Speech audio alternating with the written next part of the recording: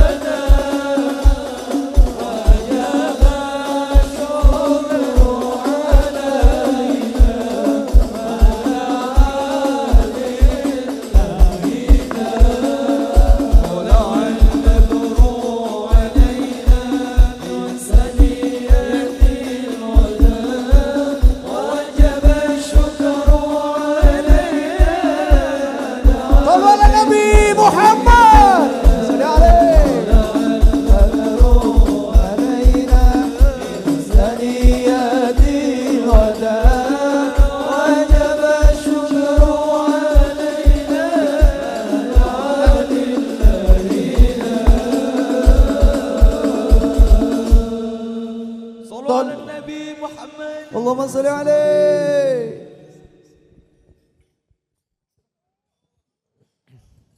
Bismillahirrahmanirrahim. Assalamualaikum warahmatullahi wabarakatuh. Waalaikumsalam warahmatullahi wabarakatuh. Alhamdulillahi rabbil alamin. Wassalatu wassalamu ala Sayyidina wa habibina wa nabiyyina Muhammadin wa ala alihi wa sahbihi wa dhurriyyatihi wa ummatihi ila yaumiddin wa ba'd. Yang kami hormati, kami muliakan seluruh keluarga besar masyarakat Indonesia khususnya di Korea ini. Bila diperkenankan mengawali untuk menyebut, yang pertama kami menghaturkan terima kasih dan kehormatan mendalam kepada pihak KMF Korean Muslim Federation. Di sini ada Prof Nuh. Terima kasih Prof Nuh beserta keluarga. Kita doakan mudah-mudahan beliau diberikan kesehatan dan kebaikan oleh Allah Subhanahu wa taala. Dari KMI ada Ustaz Hanafi, mudah-mudahan diberikan kesehatan, kekuatan dan kebaikan. Ada Forkomasi ya, Ustaz Ganjar, mudah-mudahan dengan teman-teman semua di bawahnya kurang lebih saya dengar ada 17 ormas paguyuban, mudah-mudahan senantiasa guyub dan jalan kerukunan serta kebaikan untuk kita semua.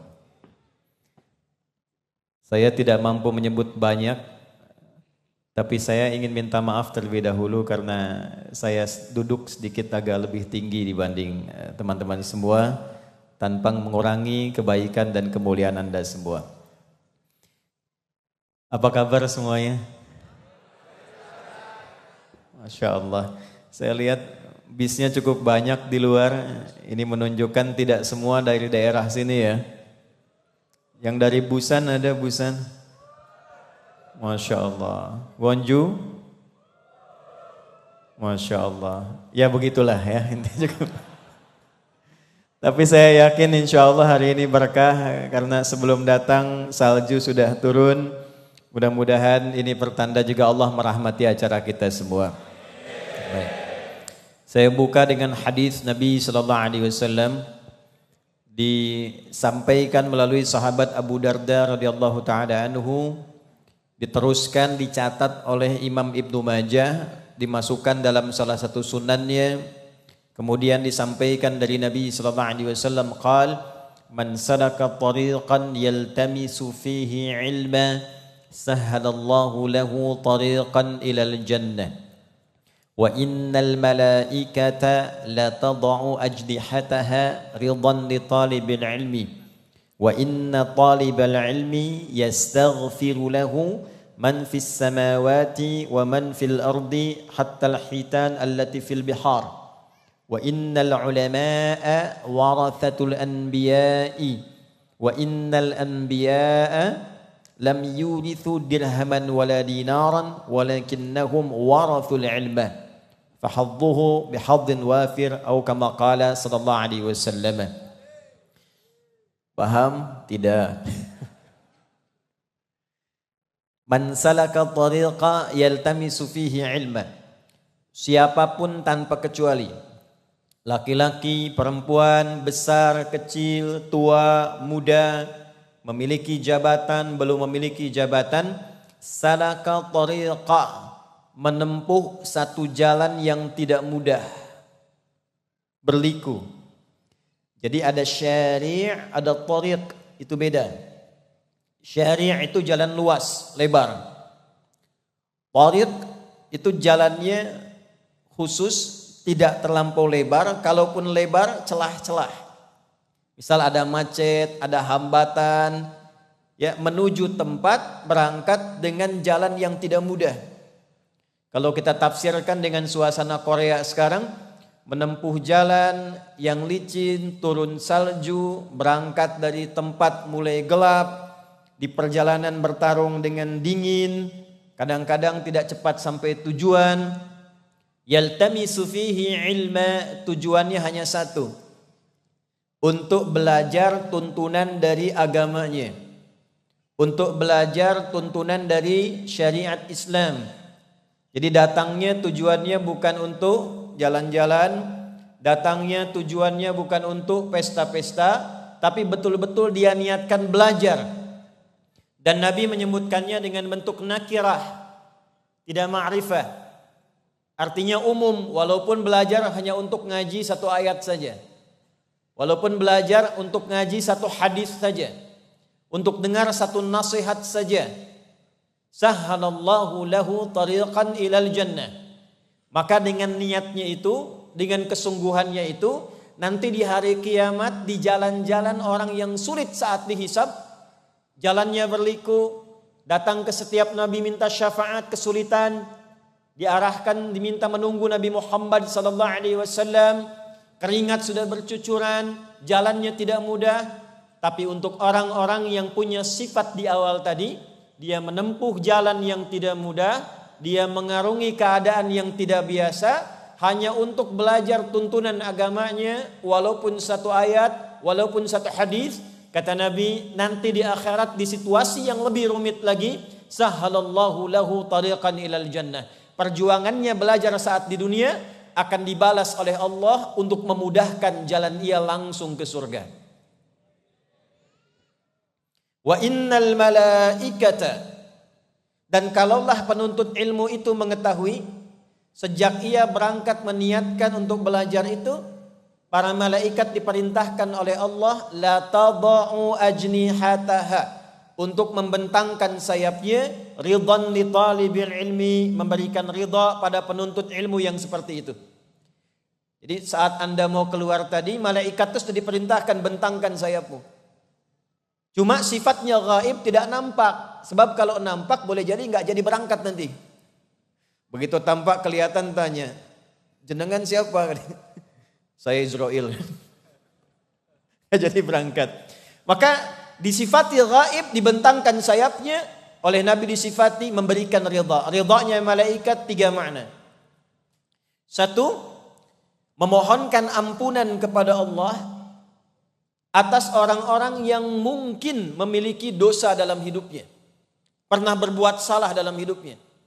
Dari hadis ini para ulama sepakat bahwa menghadiri majlis ilmu dimanapun tempatnya, belajar ilmu yang benar dimanapun tempatnya, ulama sepakat itu diantara jalan untuk mendapatkan ampunan Allah dan menggugurkan dosa-dosa yang pernah diperbuat. Karena itu kalau tadi saya dengar, saya lihat banyak yang angkat tangan, berangkat ada yang 4 jam dari tempat tinggalnya, ada yang 5 jam. Berbahagialah kalau kita manfaatkan hadis ini di jalan beristighfar, di jalan minta ampunan kepada Allah. Itu bedanya dengan kita istighfar biasa. Anda datang ke masjid, istighfar di dalam masjid, dengan berangkat dari rumah ke majelis ilmu, kemudian istighfar di jalan sejak berangkat. Itu saat Anda berangkat ke majelis ilmu, malaikat langsung mengatakan kepada Allah Subhanahu wa taala, Allahumma ighfir fulan, Allahumma ighfir fulan, ya Allah ampuni dosanya, ampuni dosanya. Karena itu ada kisah viral yang bahkan kemudian diabadikan di dalam Al-Qur'an di surah An-Nisa surah keempat ayat 100. Mungkin pernah dengar ada seorang yang pernah membunuh 99 orang, digenapkan sampai 100 orang. Karena konsultasi pada satu tokoh dikatakan gak ada tobat, udah kebanyakan bunuhnya. Maka tanggung, 99 tanggunglah karena gak ada tobat 100 kalian katanya. Maka ketika konsultasi pada syekh yang lain, kata syekh yang lain mengatakan selalu ada kesempatan untuk menjadi orang baik sebelum nyawa sampai ke kerongkongan. Maka direkomendasikan oleh syekh ini untuk belajar di majlis si fulan. Nah inilah baiknya dalam Islam begini, ustadz dengan ustadz saling merekomendasikan. Di sini ada imam di kota A, datang seorang jamaah ingin belajar, imam ini melihat yang lebih mampu mengajar di kota B. Maka imam ini mengatakan, belajarlah dengan ustadz fulan karena ilmunya itu bisa membimbing Anda kepada apa yang Anda butuhkan. Di Islam begitu. Maka syekh ini mengatakan, berangkatlah ke majlisnya si fulan. Saat berangkat itu dia sambil menyesali dosa-dosanya. Dia beristighfar kepada Allah, dia minta ampunan kepada Allah. Qadarullah di tengah-tengah jalan, belum sampai ke tempat tujuan, jaraknya itu baru tengah-tengah lebih sejengkal. Jadi kalau jaraknya misalnya 50 kilo, dia baru 25 kilo lebih sejengkal saja, belum sampai ke tujuan. Tapi dengan niatnya tobat, belum sampai ke majelis ilmu, meninggal di tengah jalan, itu baru jarak setengah lebih banyak ke majelis ilmu. Faqad waqa'a ajruhu 'ala Allah. Taubatnya diterima, dosanya digugurkan, seketika diampuni seluruh dosa-dosanya dan baru punya amalan sejengkal ke tempat baiknya.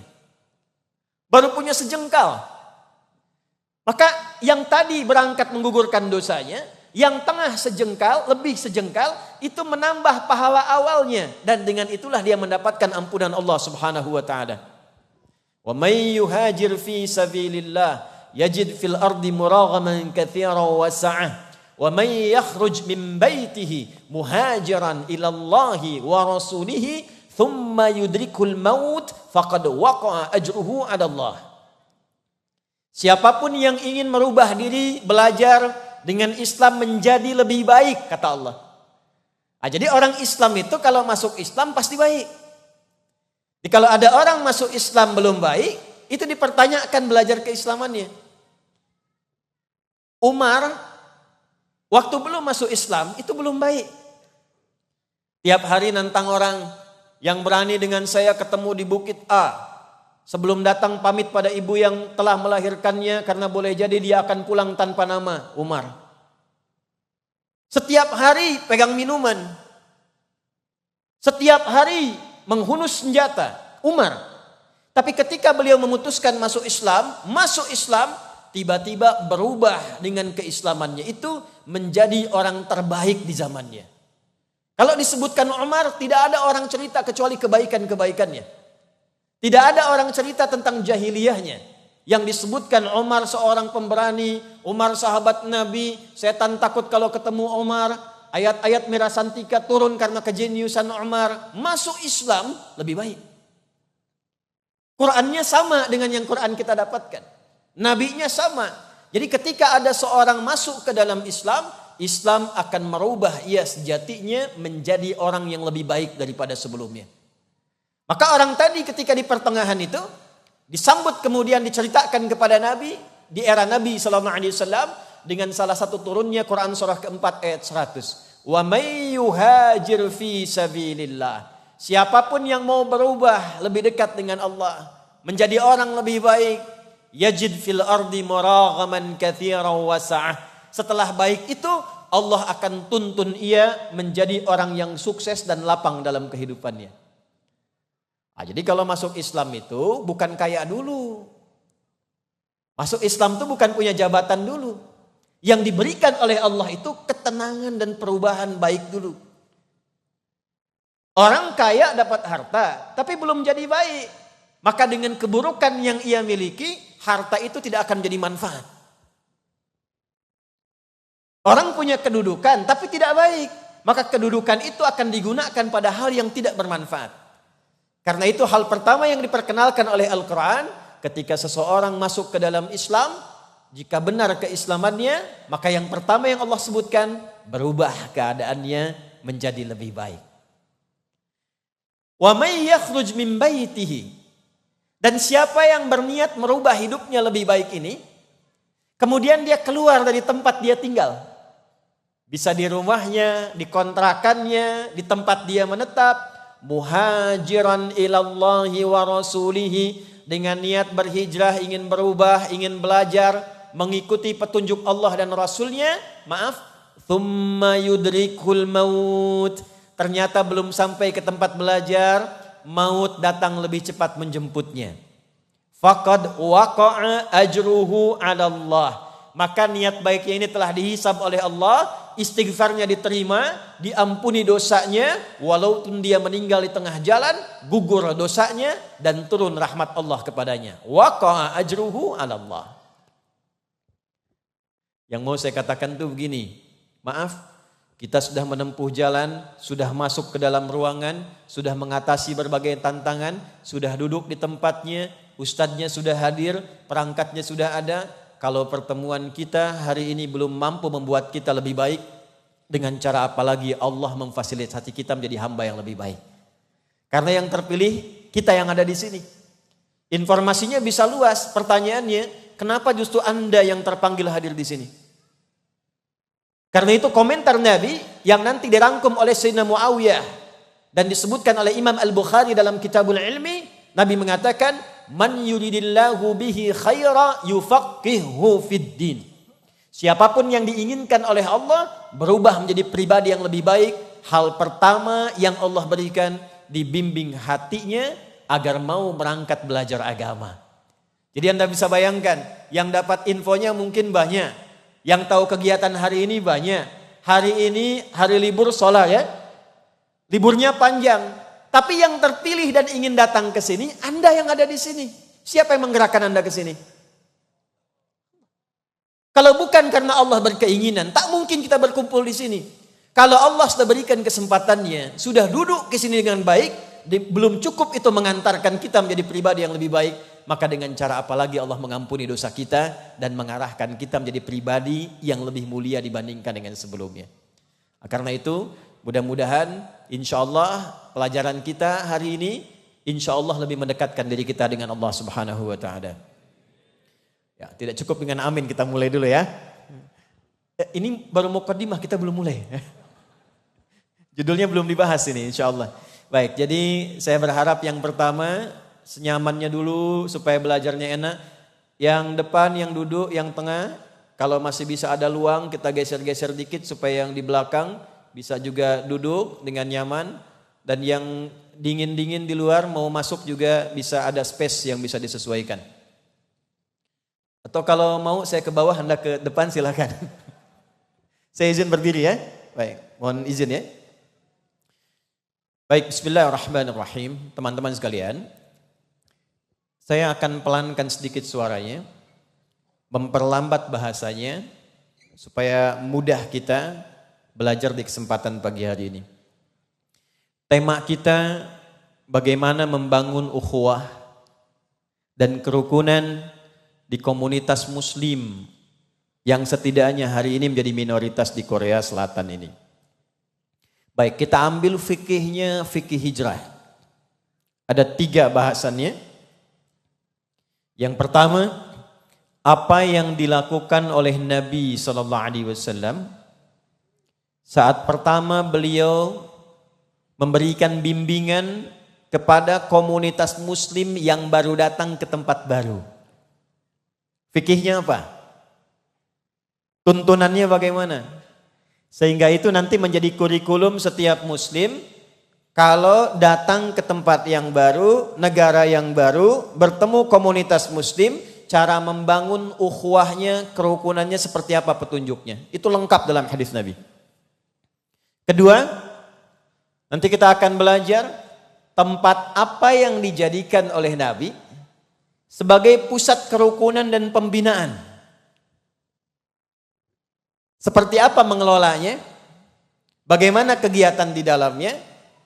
Dan yang ketiga, setelah ada tempatnya, setelah rukun komunitasnya, apa kurikulum yang disusun oleh Nabi, yang diberikan panduannya oleh Allah, untuk diteruskan kepada masyarakat itu supaya dipraktekkan di tempat ia berpijak. Dan yang paling hebat, teman-teman, Bapak Ibu sekalian, kurikulum itulah nanti yang merubah tempat hijrahnya Nabi dari tempat yang kurang ideal, bahkan tempatnya terbelakang, pasarnya rusak, konfliknya banyak, tiba kemudian jadi suasana kota yang paling mencerahkan, tempat paling maju, dan sekarang jejaknya masih bisa kita dapatkan. Oke, pertama saya tanya dulu. Nabi itu hijrah dari mana ke mana? Dari Mekah ke Madinah. Tuh, keliru kan? Nabi, saya ulangi, Nabi tidak pernah berhijrah ke Madinah. Saya ulangi, Nabi tidak pernah berhijrah ke Madinah. Beliau hijrahnya ke Yathrib. Awas ya. Hijrahnya kemana? Yathrib. Tapi jangan dipotong dulu videonya ya, nanti rame gitu. Nabi hijrahnya dari Mekah ke Yathrib. Yathrib itu salah satu anak keturunan ke atasnya tersambung ke Nabi Nuh alaihissalam.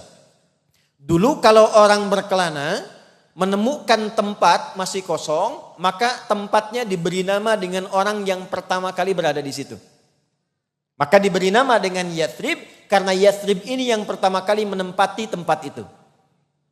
Kalau saya gambarkan cepat begini, Yathrib itu wilayahnya dibagi dua secara umum. Yang utara itu yang subur. Yahudi sudah lebih dulu ke situ, karena saat mereka terusir di Eropa, di Romawi sekitarannya, itu mereka baca kitabnya, diberitakan di kitabnya akan ada nabi istimewa, nabi hebat, nabi terakhir yang akan membangkitkan umat, memimpin peradaban, dan nanti dia akan lahir cirinya di tempatnya begini, menunjuk kepada Mekah. Tapi di situ akan disakiti oleh umatnya, diusir, kemudian akan berhijrah ke tempat baru, dan disitulah dia akan membangun peradaban. Maka Yahudi tidak ingin membersamai Nabi dalam perjuangan, tidak ingin bergerak di awal dakwah Nabi, dia ingin nunggu di tempat yang sudah maju aja. Tuh, dari dulu begitu tuh. Maka kemudian diputuskanlah mereka berangkat ke Yathrib, dipilih wilayah utara yang subur. Jadi kalau kita ke utara bagian Madinah, itu dulu untuk tanam kurma muda, suasana hijaunya banyak, yang gersang wilayah yang selatan. Nah di selatan ini, teman-teman sekalian, di situ maaf, konflik sosialnya tinggi. Ada dua suku yang hampir ratusan tahun itu bertengkar terus. Namanya Aus, yang kedua Khazraj. Kalau ada meninggal di Aus, itu harus meninggal di Khazraj. Kalau ada yang luka di Khazraj, itu harus ada yang luka di Aus. Pasarnya rusak, harga semau-maunya. Nabi itu dibimbing oleh Allah hijrahnya bukan ke utara yang sudah maju, tapi datangnya ke selatan dengan situasi yang tadi saya gambarkan. Maka apa yang terjadi? Ternyata ketika sampai di sana, disampaikanlah oleh Nabi, dibimbing oleh Allah, untuk menyampaikan 3 hal, 3 poin yang tadi saya sampaikan di awal, yang dengan 3 hal ini nanti akan merubah tempat yang gersang, yang tidak kondusif, yang tidak bagus, ekonominya kalau bahasa kerennya sekarang di bawah resesi, itu berubah menjadi suasana kota yang paling hebat, paling mencerahkan, paling menginspirasi. Jadi kelak orang bilang begini, kalau ada pasar yang bagus di mana? Tuh di kota itu tuh yang jadi contoh. Kalau ada orang jujur di mana? Di tempat itu tuh yang paling bagus. Kalau ada madrasah, tempat menuntut ilmu yang bagus di mana? Di kota itu tuh, itu yang paling hebat ilmunya. Kota yang mencerahkan, punya rasa menginspirasi, itu bahasa Arabnya dikenal dengan nama Al-Madinah Al-Munawwarah. Hanya dalam waktu 2 tahun, Nabi merubah tempat yang biasa jadi suasana kota. Dalam waktu 10 tahun, dari 40 orang berangkat dari Mekah, menjadi 12.000 orang. Ini menjadi kuat, jadi negara yang hebat, jadi inspirasi yang bagus. Hebatnya, alumni 12.000 orang ini berangkat ke negeri manapun, membawa kurikulum yang sama, itu selalu membuat tempatnya berubah menjadi tempat yang hebat dan berperadaban. Amr bin As itu cuma jalan dari Afrika Utara. Mesir, Libya, Tunisia, Maroko, Aljazair. Itu begitu lewat setiap tempat itu, dipraktekkan kurikulum Nabi, berubah tempatnya menjadi maju, jadi hebat. Sampai kelak Afrika Utara itu jadi provinsi setelah Nabi meninggal. Gubernurnya namanya Musa bin Nusair. Pangdamnya namanya Tariq bin Ziyad. Diminta bantuan oleh Andalusia, Iberia, sekarang Spanyol dengan Portugal, untuk membantu ke Iberia. Sampai di sana bawa 10.000 orang, membantu Iberia, membantu Andalusia, sampai berubah jadi peradaban sebanyak 7 abad. 700 tahun sampai sekarang. Teman-teman kalau lihat, maaf ya, di Eropa maju, di Eropa banyak teknologi berkembang, banyak hebat. Itu cikal bakalnya dari kemajuan yang didapatkan di Andalusia. Dulu belajarnya ke sana. Kampus-kampus banyak di sana. Nah sekarang kita antarkan pada inti materinya. Apa kurikulum Nabi yang diajarkan dengan 3 poin itu. Seperti apa belajarnya. Ini yang kita bahas. Nanti pulang dari sini. Di Jangan University ketika keluar dari sini. Kita akan mencoba menerapkan kurikulum itu. Dan lihat nanti apa yang terjadi setidaknya beberapa masa ke depan. Siap insya Allah? Yuk mari kita mulai materinya ya. Jadi tadi mukadimah kedua. 1. Kurikulum pertama yang Nabi ajarkan pada setiap umat Islam yang baru berpindah ke tempat yang baru, istilahnya berhijrah. Kalau kita mungkin berangkat dari Indonesia ke Korea, ke Korsel ini, ada yang bekerja, ada yang beraktivitas. Karena enggak semua sahabat Nabi pindah ke Yathrib itu semua niatnya pengen belajar agama. Enggak semua begitu. Ada niatnya yang pengen nikah, ada. Boleh jadi ada yang ke Korea pengen cari suami kan. Atau sebaliknya gitu ya. Boleh jadi ke Korea ini ada yang ingin belajar di kampus, ada. Ya, zaman Nabi ada yang datang itu pengen belajar. Nanti kelak jadi mahasiswa Nabi yang paling unggul. Ada yang ingin belajar agama. Boleh jadi ada yang datang ke sini mencari pekerjaan-pekerjaan. Ada yang demikian. Dan gak nanggung ketika mereka belajar dengan kurikulum Nabi. Semuanya sukses dan puncak tertinggi dalam kesuksesan. Maka kurikulum pertama. Mu'akhat bainal ashab wal mujtama'. Nabi mempersaudarakan.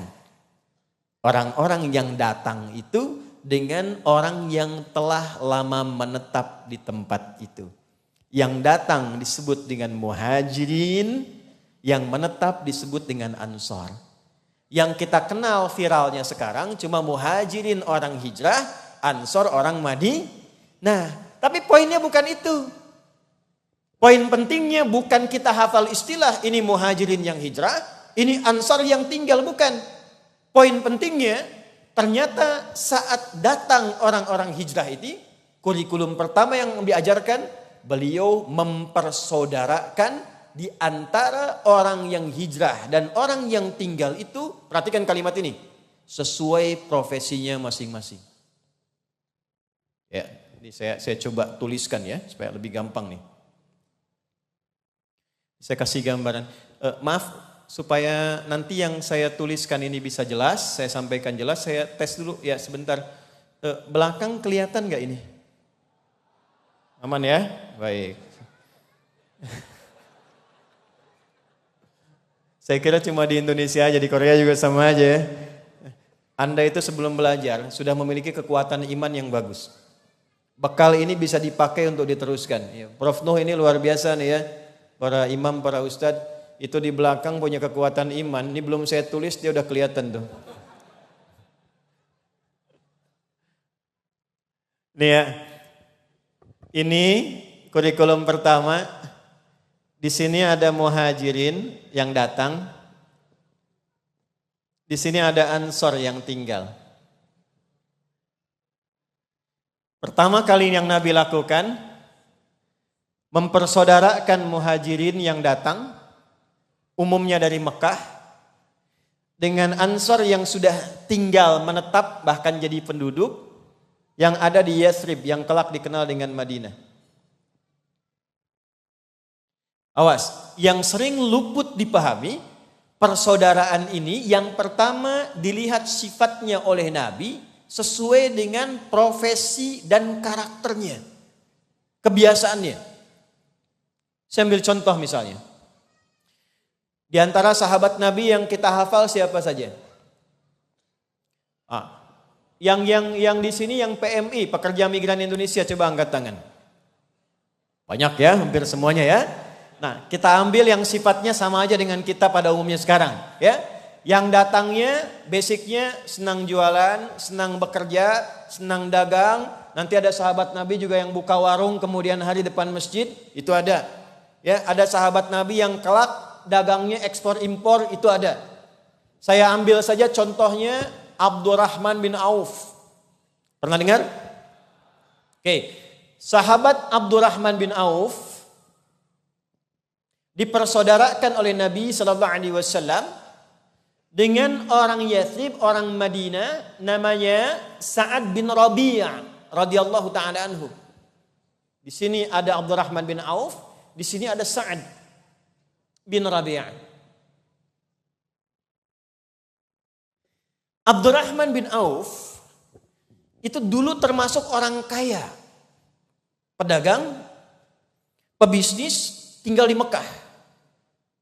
Tapi saat masuk Islam dan ingin berhijrah oleh orang-orang Quraisy di sekitaran Mekah, itu dikatakan begini, silahkan masuk Islam, tapi kami akan ambil semua harta dan asetmu, pakai baju saja, silahkan berangkat ke Yathrib, ke Madinah. Maka karena sudah merasakan nikmatnya Islam, senang dengan Islam, merubah dia menjadi lebih baik, yakin dengan Islam, maka Abdurrahman bin Auf mengatakan, silahkan ambil seluruh hartaku, saya tetap berangkat ke Yathrib, ke Madinah. Maka ditempuh kurang lebih jarak 400 km. Kalau sekarang pakai bis bisa hampir 6-8 jam, melewati berbagai bukit. Kisahnya belum berhenti. Istrinya Abdurrahman bin Auf dan keluarganya disampaikan oleh Quraisy, kalau ingin ikut suami, silahkan ikut dengan pakaian saja, harta kami tahan. Tapi kalau Anda ingin tinggal di Mekah, kami berikan semua harta suami, silahkan pilih pria paling tampan dan Anda inginkan di Mekah, kami fasilitasi pernikahannya. Sebentar ya, saya tanya ibu yang ada di sini deh. Kalau ibu di posisi waktu itu menjadi istrinya Abdurrahman bin Auf, pertanyaan saya, ikut suami atau tinggal di Mekah? Lihat sini aja, nggak usah nengok sini nih. Ikut suami atau tinggal di Mekah? Udah dijawab, udah tinggal. Ternyata memang umumnya ya begitu, tinggal di Mekah. Karena belum tahu situasinya, maka memilih tinggal di Mekah, suami hijrah. Poinnya bukan itu.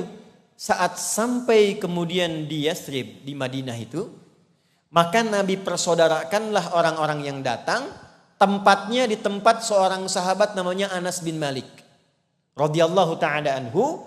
Anas ini punya tempat sederhana, maka Nabi mengundang 90 orang gabungan antara muhajirin dengan ansor, dipersaudarakanlah di situ sesuai dengan sifat dan keadaannya. Maka Abdurrahman bin Auf yang tadinya kaya jatuh miskin, fakir. Modal tinggal pakaian. Dipersaudarakan dengan Sa'ad bin Rabi, orang paling kaya yang ada di Madinah saat itu, di selatan. Kebunnya banyak, hartanya banyak, keluarganya makmur, lalu dipersaudarakan oleh Nabi. Sa'ad, ini saudara kamu Abdurrahman bin Auf. Yang hebat apa teman-teman? Inilah sebabnya kenapa disebut dengan Ansor. Ansor itu artinya sifat memberi dengan dalam pada apa yang paling dibutuhkan. Misal kalau Anda datang ke sini tiba-tiba kedinginan, ada panitia datang bawa teh hangat misalnya. Nah itu panitia punya sifat ansor. Misal contoh. Ya. Kalau Anda di luar kena salju dingin, tiba-tiba dari Forkomasi ngasih jaket yang merek Korea itu misalnya. Nah itu namanya Forkomasinya ansor gitu. Contoh aja ini. Ya. Nah ini sifatnya begitu. Yang paling menarik, saat ini orang paling kaya di selatan langsung menawarkan kepada Abdurrahman bin Auf karena tahu beliau dari kaya jatuh fakir. Maka kata Sa'ad, akhil karim au kama qala, saudaraku yang mulia, sami'tu annaka kunta ghaniyan. Saya dengar Anda pernah kaya dulu. Au kama qala. Kalau ingin kaya lagi, ambil setengah harta saya. Saya dengar Anda ditinggal istri dan keluarga. Kalau ingin nikah lagi, pilih perempuan yang paling Anda sukai di Madinah. Kalaupun itu keluargaku, pilih aku fasilitasi pernikahannya. Anda dari Cilacap, datang ke Jangan ke sini. Ketemu orang Korea paling kaya. Sudah modal habis, tinggal begini ya. Gantian ya Bu ya, gantian. Kalau tiba-tiba ketemu orang Korea ditawarkan pada Anda, kalau ingin kaya ambil setengah harta saya, kalau ingin nikah pilih gadis Korea yang paling Anda sukai, saya fasilitasi pernikahannya. Pertanyaan saya, jangan masuk dulu. Pertanyaan saya, Anda terima atau tidak ditolak sama sekali? Makanya saya bilang diterima atau tidak ditolak sama sekali. Karena wajahnya udah kelihatan tuh. Maka apa jawabannya? Sebelum sampai ke jawaban, kita berangkat dulu pada pemahaman yang pertama.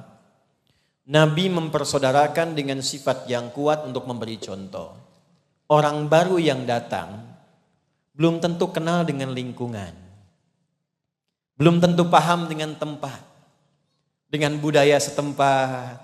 Dengan hukum-hukum setempat. Tapi dia punya bakat, punya profesi, punya keinginan.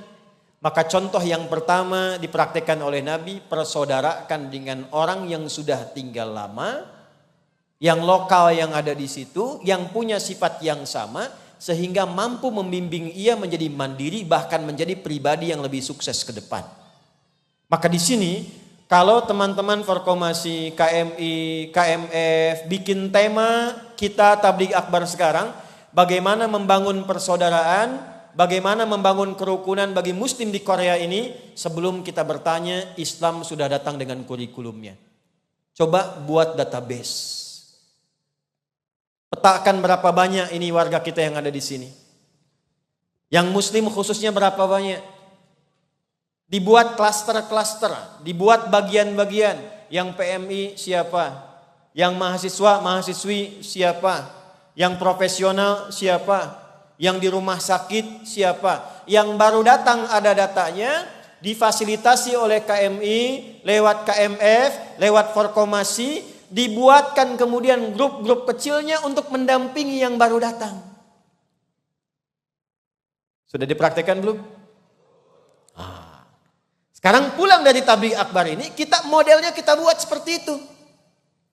Dan jangan tanggung, jangan hanya dibikin grup, bikin paguyuban, bikin kelompok.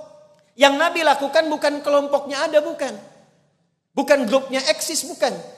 Yang Nabi lakukan adalah bagaimana setiap yang datang itu dengan kelompok yang ada, semua bisa dibimbing sehingga bisa mendapatkan kesuksesan yang sama.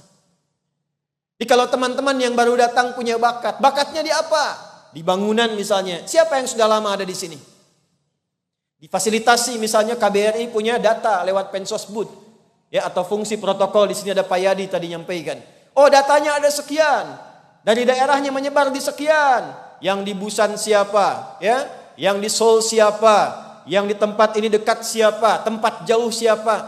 Persaudarakan di tempat yang paling dekat dengan dia tinggal, disatukan persaudaraannya, dibimbing sampai dia mantap pekerjaannya.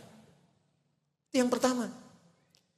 Jadi kalau teman-teman cuma datang dari tempat yang jauh, di luar tidak mudah, dingin, kena salju, makanan juga belum tentu didapatkan, sampai ke sini kita cuma bertemu dan pulang lagi, nggak dapat apa-apa, sayang. Kalau Anda ingin merasakan kenikmatan berislam, coba amalkan setiap tuntunannya, semampu yang bisa kita lakukan. Ini satu. Tapi adab yang kedua, ini menarik. Ternyata Abdurrahman bin Auf ketika ditawarkan ambil setengah harta saya kalau ingin kaya lagi. Ini kalau dihitung, dikalkulasi namanya. Orang kaya pada masa itu yang menawarkan itu ya kurang lebih lah, kurang lebih.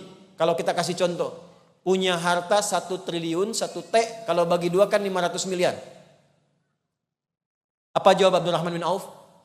Terima kasih atas tawaran Anda, jazakallahu khaira, arini ainal aswaq. Cukup tunjukkan padaku di mana pasarnya, di mana pusat bisnisnya.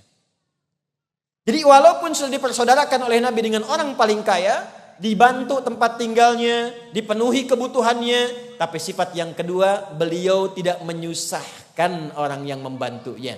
Malah minta dibimbing, di mana tunjukkan pasarnya, pusat bisnisnya, saya ingin terapkan ilmu saya dan berjuang dengan tenaga saya supaya saya bangkit kembali. 2. Jadi kalaupun teman-teman yang lama dengan yang baru dibimbing, semangat yang kedua, kita tidak datang untuk merepotkan. Apalagi datang untuk membuat misalnya hal-hal yang tidak baik. Melanggar hukum setempat misalnya. Berbuat sesuatu yang tidak elok misalnya. Kita tunjukkan saya muslim, saya datang ke tempat baru. Islam membawa saya menjadi pribadi yang lebih baik. Dan menunjukkan di tempat manapun saya datang, pasti saya akan bangun tempatnya menjadi lebih baik. Kalau bisa begini, kalau bisa. Ya.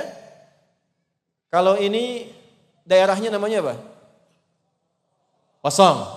Wasong.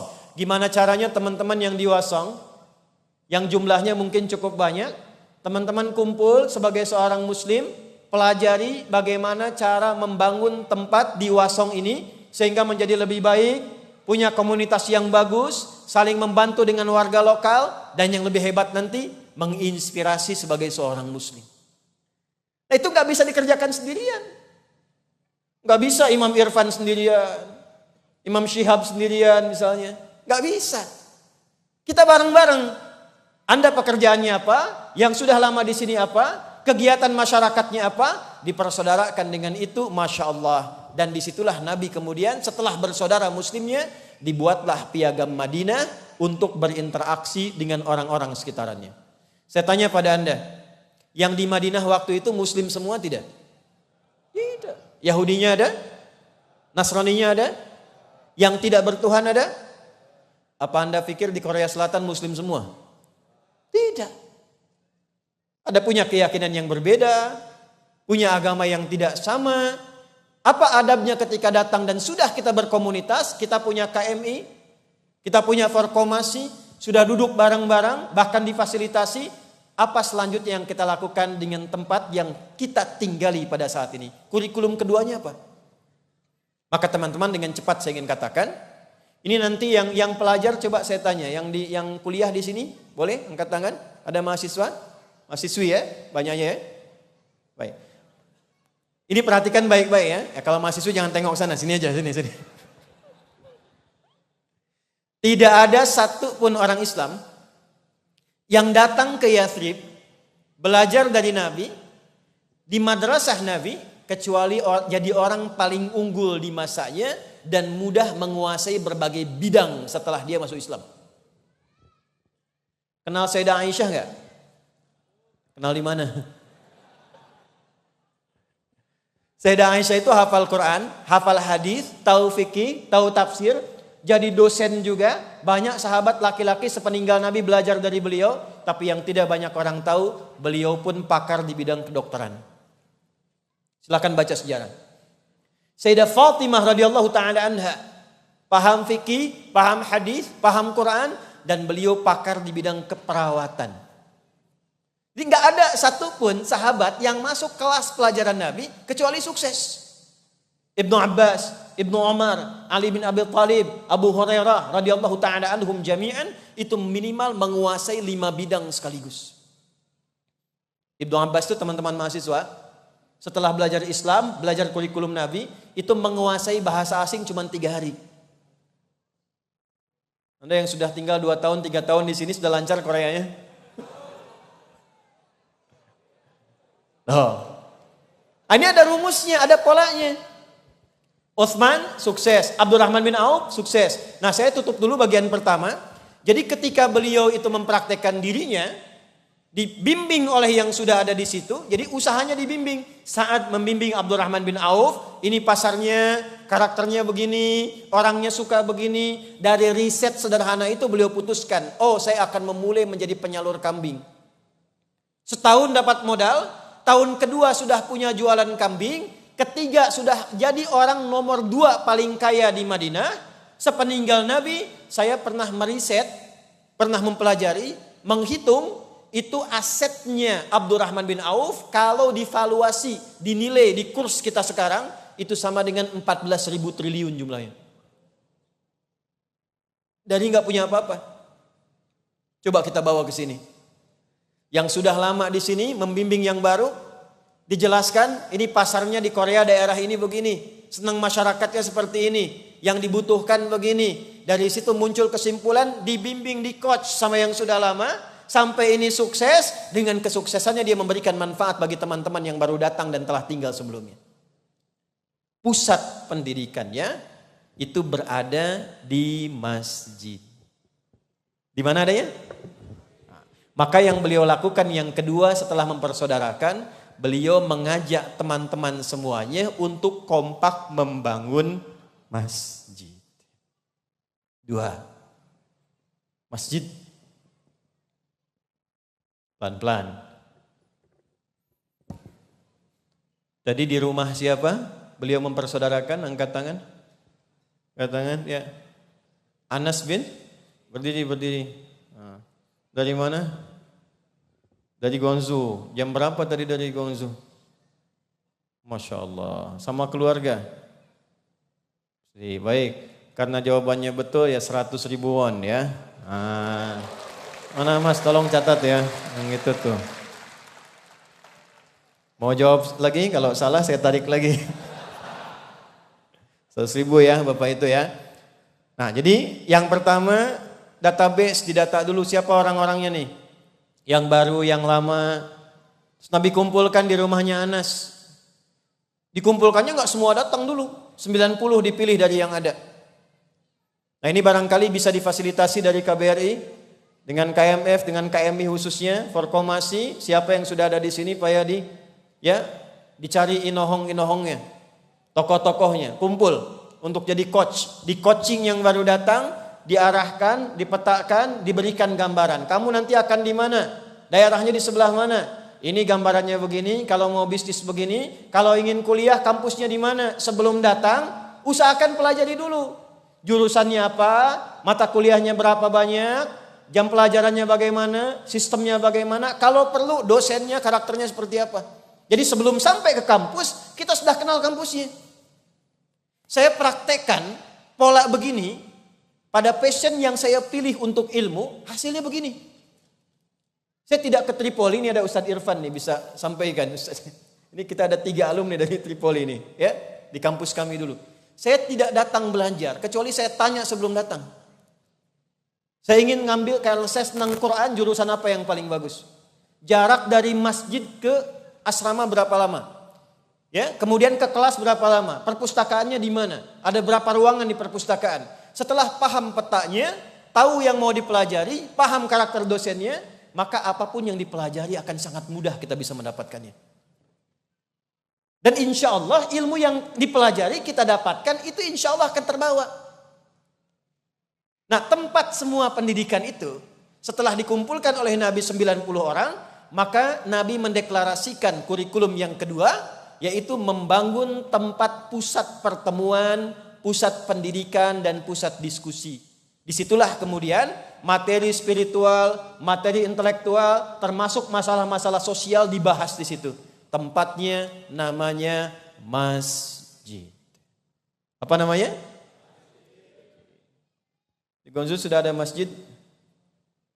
Kalau di Busan sudah ya. Di Wangun tadi semalam saya sudah datang ke situ ya. Darussalam, Masya Allah, tempatnya bagus. Ada di lantai 4 itu. Dan luar biasa begitu saya masuk, di sampingnya juga berdampingan dengan tempat dakwah secara langsung itu. Ya.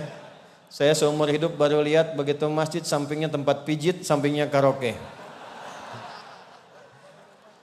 Jadi saya bilang sama panitia, tugas Anda yang pertama adalah bagaimana mengislamkan mbak-mbak pijit yang ada di sini supaya dia jadi mualaf. Tapi alhamdulillah langsung diberikan visi dakwah, bagaimana mempraktekannya. Nah, itulah kurikulum yang kedua kita akan bahas. Sudah lunas belum itu masjidnya? Belum ya? Berapa lagi? Sedikit lagi. Berapa? 59. 50, itu 67. Terjadi perbedaan pendapat nih. Masalah uang aja beda tuh. Ya, saya udah lihat datanya semalam ya. Ada 59 juta. Ya sudah, nanti kita selesaikan. Ya, tidak perlu donasi ya. Tidak perlu donasi. Nanti insya Allah kita selesaikan. Nah, jadi kita praktekkan ambil berkahnya. Nanti untuk Masjid Darussalam yang belum 59 juta nanti kami yang insya Allah akan siapkan untuk melunasi itu. Ya. Maksud saya gini, saya sudah datang sendiri, kemudian nulis sendiri, nerangkan sendiri, sudah ikut partisipasi. Kalau Anda belum baik juga, dengan cara apa lagi kemudian saya harus sampaikan? Ayo kita teruskan. Masjid nih, masjid sudah ada. Apa kurikulum yang ada di dalam masjid? Ada yang hafal Quran nggak di sini? 30 juz. 15. Jangan nunggu juz 30, nggak akan saya sebut. Baik, cepat aja, cepat ya. Padahal 1 juz itu 1 juta tadinya. Udah nggak jadi. Udah waktu habis. Singkat saja, fungsi masjid di dalam Al-Quran yang pokok ada 5. Ada berapa? Adanya di Quran surah 9 ayat ke-18. Dan dibuka dengan kata innama. Adatul hasri, huruf menunjuk hukum pembatasan. Innama ya'muru masajidallah.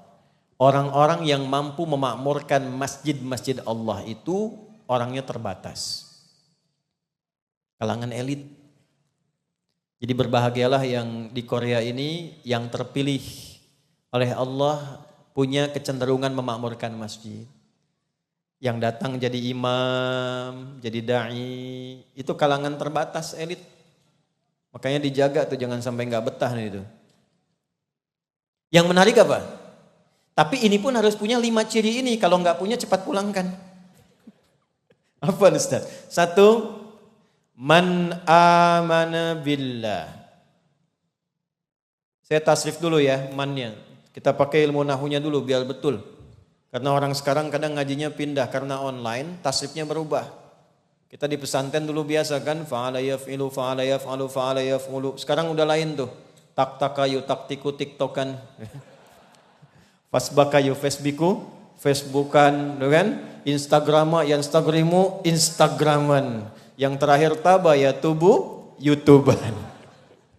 Man ismun mausulun yadullu alal fardiyatil amiyah. Kata sambung konjungsi menunjuk pada setiap objek tunggal tapi tawarannya general. Jadi kalau ketemu man di Quran itu tawaran dari Allah langsung secara personal ke kita. Terbuka tawarannya, gak melihat siapapun. Yang penting ingin masuk dalam golongan itu. Ya, mau dia kiai, mau dia ustadz, mau dia orang biasa, kalau pengen Allah kasih jalan. Jadi cara bacanya rasakan. Hei Adi Hidayat, hei fulan, hei fulana. Innama ya'muru masajidallahi. Orang-orang yang mampu memakmurkan masjid Allah itu adalah kalangan terbatas. Hanya yang punya ciri berikut. 1, man, siapapun. Saya kurang senang dengan terjemahan barang siapa. Man, barang siapa, itu saya kurang cocok. Karena sampai saya tiba di Jangan University ini, saya belum temukan tuh barang punya siapa. Maka saya lebih senang menerjemahkan siapapun. 1, punya sifat amana billahi wal yaumil akhir. Memakmurkan masjid bukan meramaikan. Kalau rame di stadion rame, di taman sekarang sedang rame. Kolam beku pakai skating rame. Jalan ketutup salju udah ada yang main prosotan depan tuh, rame. Ya kan? Kalau rame dimanapun bisa rame. Amara itu diantara maknanya, perhatikan baik-baik, ini poinnya. Membawa segala yang bermanfaat. 1. Karena itu usia kita juga disebut dengan umur, punya arti sesuatu yang bermanfaat. Jadi kalau ditanya, Anda berapa umurnya? Saya 40 tahun. Dari 40 tahun hidup itu berapa sudah manfaat yang ditampilkan? Yang bicaranya bermanfaat. Yang kalau mendengar-dengar bermanfaat. Kalau melangkah ke tempat bermanfaat. Nah, semua kegiatan yang terkait dengan masjid, kata Allah, itu mesti dibuat kegiatan yang ada manfaatnya. Gimana caranya orang masuk masjid dengan keluar dari masjid, dia mendapatkan satu manfaat. Maka yang pertama cirinya, untuk memakmurkan masjid, mendapatkan manfaat dari masjid, kata Allah, yang pertama cirinya, amana billahi wal yaumil akhir. Jadikan masjid itu sebagai proyek menguatkan iman dan mencari bekal untuk di hari kiamat. Iman plus bekal pulang.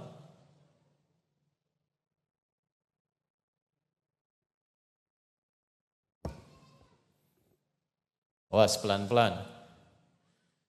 Ini niat yang pertama. Jadi kalau ke masjid, niat pertamanya jangan numpang makan dulu. Niat yang pertama, bangun segala hal yang ada di situ dengan dasar iman. Masih ingat tadi bagian pertama sebelum bangun masjid, Nabi mempersaudarakan kan? Persaudaraan pertama dibangun dengan dasar iman. Jadi bukan dengan harta. Maaf kalau teman-teman gaulnya dengan harta saja. Begitu harta temannya berkurang pasti Anda tinggalkan. Kalau dengan kepintaran, gaulnya pilih-pilih teman karena kepintaran. Dilihat temannya kurang satu level pasti ditinggalkan. Ini menarik, orang paling kaya dipersaudarakan dengan orang paling miskin. Dan yang paling hebat, yang miskin dibimbing oleh orang yang kaya sampai melebihi kekayaan si kaya tadi. Itu kalau nggak pakai iman, mustahil saat menawarkan ambil setengah harta saya, itu mustahil. Jadi ternyata iman itu melebihi harta, melebihi ilmu, melebihi tenaga. Karena kalau orang sudah bersaudara dengan imannya, dia akan memberikan yang terbaik untuk saudaranya. Itu poin pokoknya. Jadi bagaimana masuk ke dalam masjid, dibuat kegiatan di dalam masjid, yang bisa meningkatkan iman, yang dengan iman itu kita membuat segala hal yang bermanfaat ketika keluar dari masjid. Itu dasar pertama. Dan proyeknya akhirat. Akhirat. Yuk kita praktek ya, pelan-pelan. Caranya bagaimana untuk menguatkan iman itu? Dan dipraktekkan dalam kehidupan, teruskan ayatnya. Wa aqamas shalah. Latihan solat yang benar dan baik. Ada aqama yuqimu di situ. Latihan solat yang benar dan baik.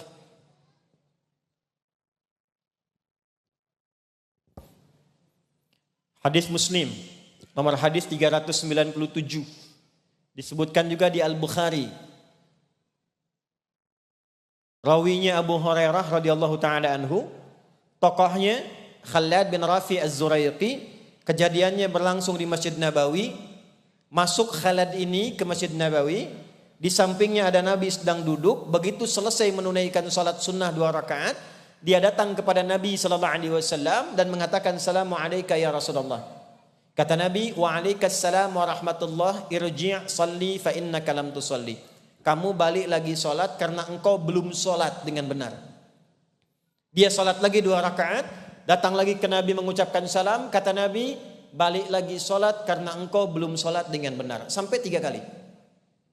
Yang terakhir dia berkata begini, ya Rasulullahi ma uhsinu ghairah, alimni. Ya Rasulullah, saya nggak bisa lebih bagus lagi sholatnya, tolong ajarkan pada saya gimana cara sholat yang benar.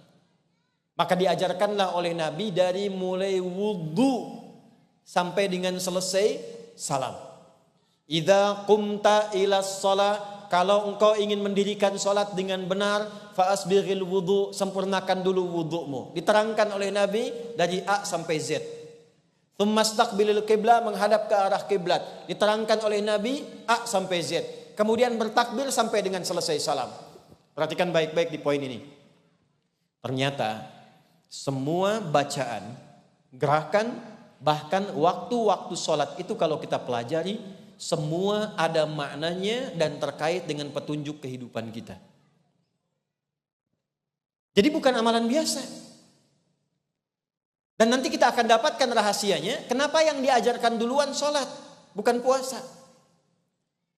Kenapa yang diajarkan duluan itu sholat, bukan zakat. Kenapa bukan haji, bukan umrah. Nabi mengatakan kalau anak anda sudah usia 7 tahun, ajarkan dia sholat. 10 tahun masih rewel, berikan pendidikan membuat dia mengerti.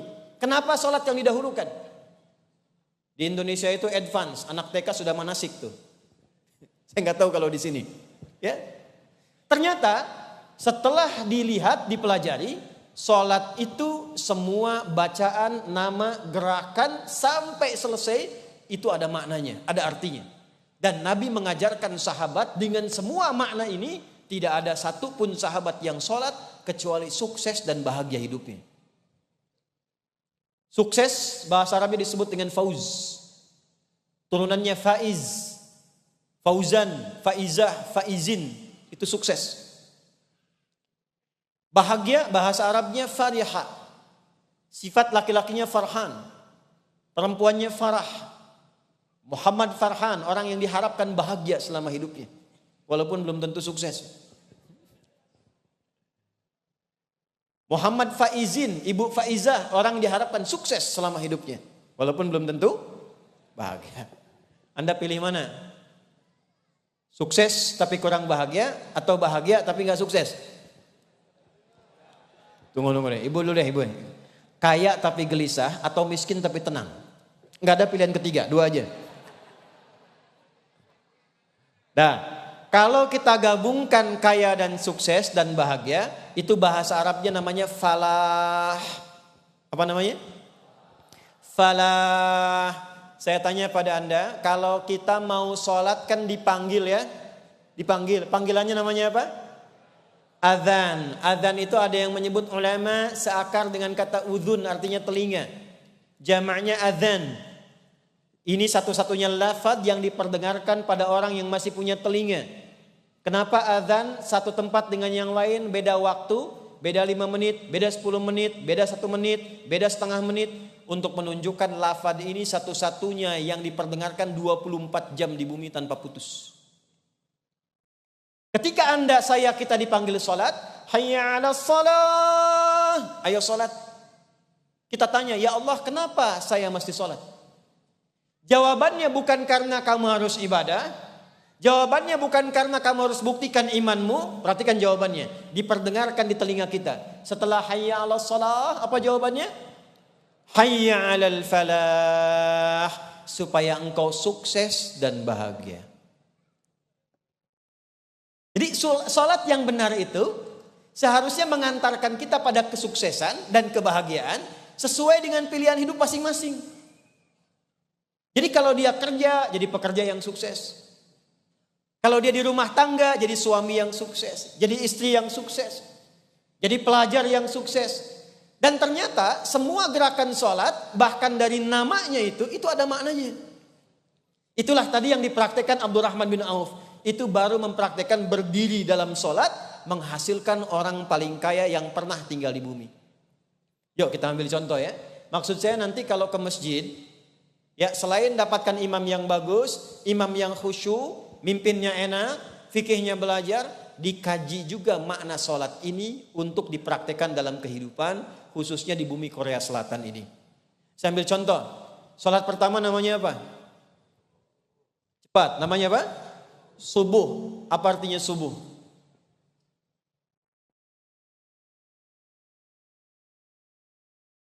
Ribu. Ya, Mas. Apa artinya subuh? Ya? Perencanaan apa? Wah, bagus. 100.000 ya, abang ini ya. Baik, silakan, Mas. Berdiri, tolong catat, Mas. Ini satu ya. Saya nyebut rupiah apa wan tadi ya? Baik, 2 ya. Subuh, kenapa disebut subuh? Setelah itu zuhur, setelah itu asar, setelah itu maghrib, kemudian isya. Coba lihat dari namanya dulu. Nanti ini ada kitabnya. Ada kitab Asrarus Salah, Nadharat fi Ma'anis Salah, dan kitab-kitab lainnya. Perhatikan baik-baik. Dan subuh ini satu-satunya yang punya 2 nama. Subuh disebut subuh. Itu seakar dengan kata asbah. Subuh disebutkan 3 kali dalam Al-Quran, asbah disebutkan 3 kali dalam Al-Quran. Total keduanya 6. Subuh itu asalnya awal mula merencanakan sesuatu untuk dieksekusi. Itu asalnya begitu maknanya. Sesuatu yang terencana dengan baik untuk dieksekusi. Jadi kalau orang Arab tanya begini, kaifa asbahta ya akhi? Kaifa asbahti ya ukhti? Bagaimana kabarmu pagi ini? Bukan hanya menunjuk bagaimana keadaan tubuh kita, bukan. Beda dengan kaifa haluk. Kalau kaifa haluk itu keadaan kita sehat, enggak sakit, kaifa haluk. Alhamdulillah nabi khair. Kalau asbah, kaifa asbaht? Bagaimana kabarmu di pagi ini? Sekaligus bertanya juga kepada kita, bagaimana kabarmu pagi ini? Sudah punya rencana apa yang siap engkau kerjakan di hari ini? Jam 7 ada di mana? Jam 8 kerjakan apa? Jam 10 merencanakan apa? Kenapa sholat pertama disebut dengan subuh? Ingin memberikan pesan kepada kita, orang Islam itu baru bangun dari tidurnya, dia sudah punya rencana yang terukur, yang siap ia eksekusi di hari itu. Yang mahasiswi itu, tahun berapa lulus? Berapa IPK yang mau didapatkan? Setelah itu mau kemana? Yang teman-teman bekerja sekarang yang baru datang, arahnya mau kemana? Besok mau kerjakan apa? Targetnya berapa yang mau dihasilkan? Berapa lama itu didapatkan? Itu sebelum kita bangun dari tidur, ya Al-Quran sudah tanya. Quran surah 81 ayat 18, was-subhi idza tanaffas. Dan aku bersumpah, kata Allah, dengan waktu subuh itu. Saat nafas mulai pertama kali keluar yang baik untuk beraktivitas, di saat itulah Anda sudah punya agenda yang akan disiapkan. Maaf ya, jangan kalah sama yang makhluk yang tidak dihisab. Matahari subuh sudah punya cahaya fajar membelah kegiatan malam, rutin. Sudah tahu kapan berputar, apa yang diberikan. Hewan juga begitu, lihat tumbuhan. Walaupun kena salju, dia konsisten. Saat subuh datang, dia keluarkan oksigen. Karbon dioksida dia serap.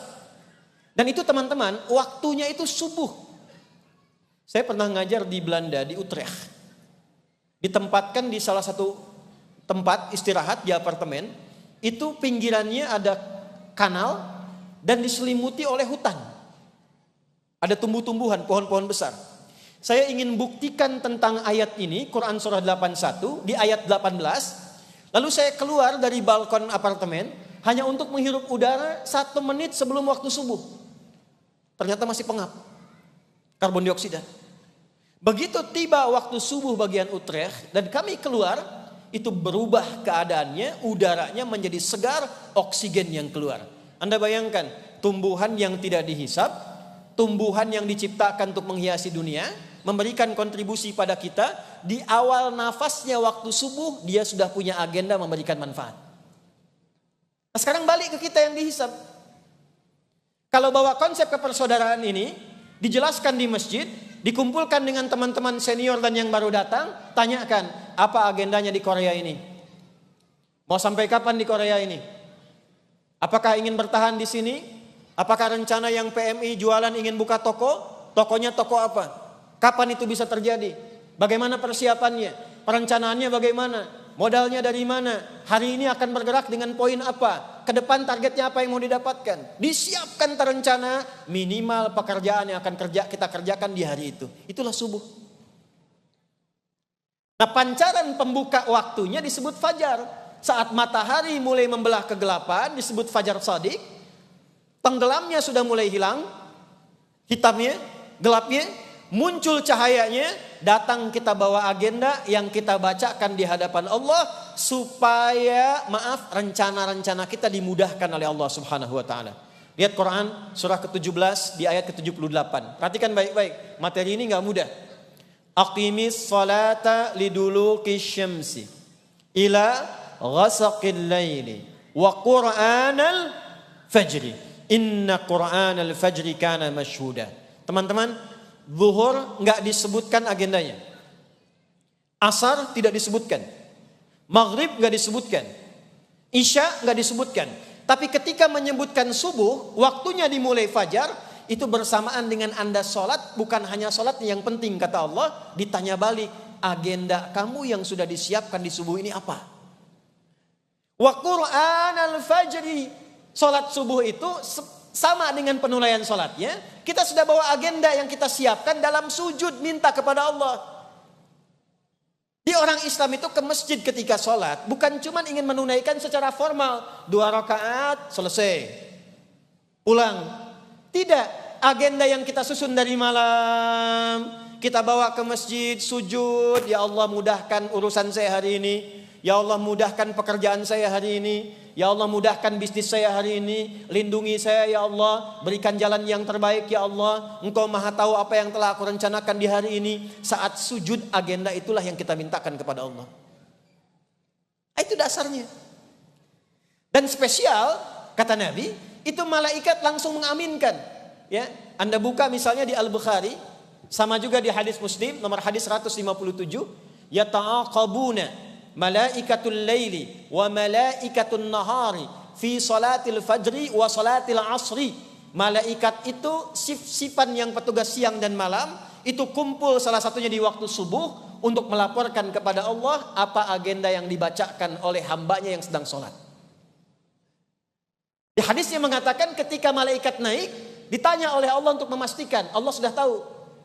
Ya, untuk memastikan tugas malaikat benar keluar dari lisannya sebelum disampaikan Allah sudah mengetahuinya. Bagaimana keadaan hambaku saat engkau tinggalkan? Kata malaikat, ya Allah, saya tinggalkan hambamu itu wahum yusallun. Mereka sedang sholat dan memohon kepadamu tentang doa-doa dan kebutuhan mereka. Ya, saya tutup bagian pertama dengan bertanya, dari ribuan yang hadir di aula ini, berapa di antara kita yang sholat subuhnya sudah membawa agenda kegiatan kita di hadapan Allah? Baru satu.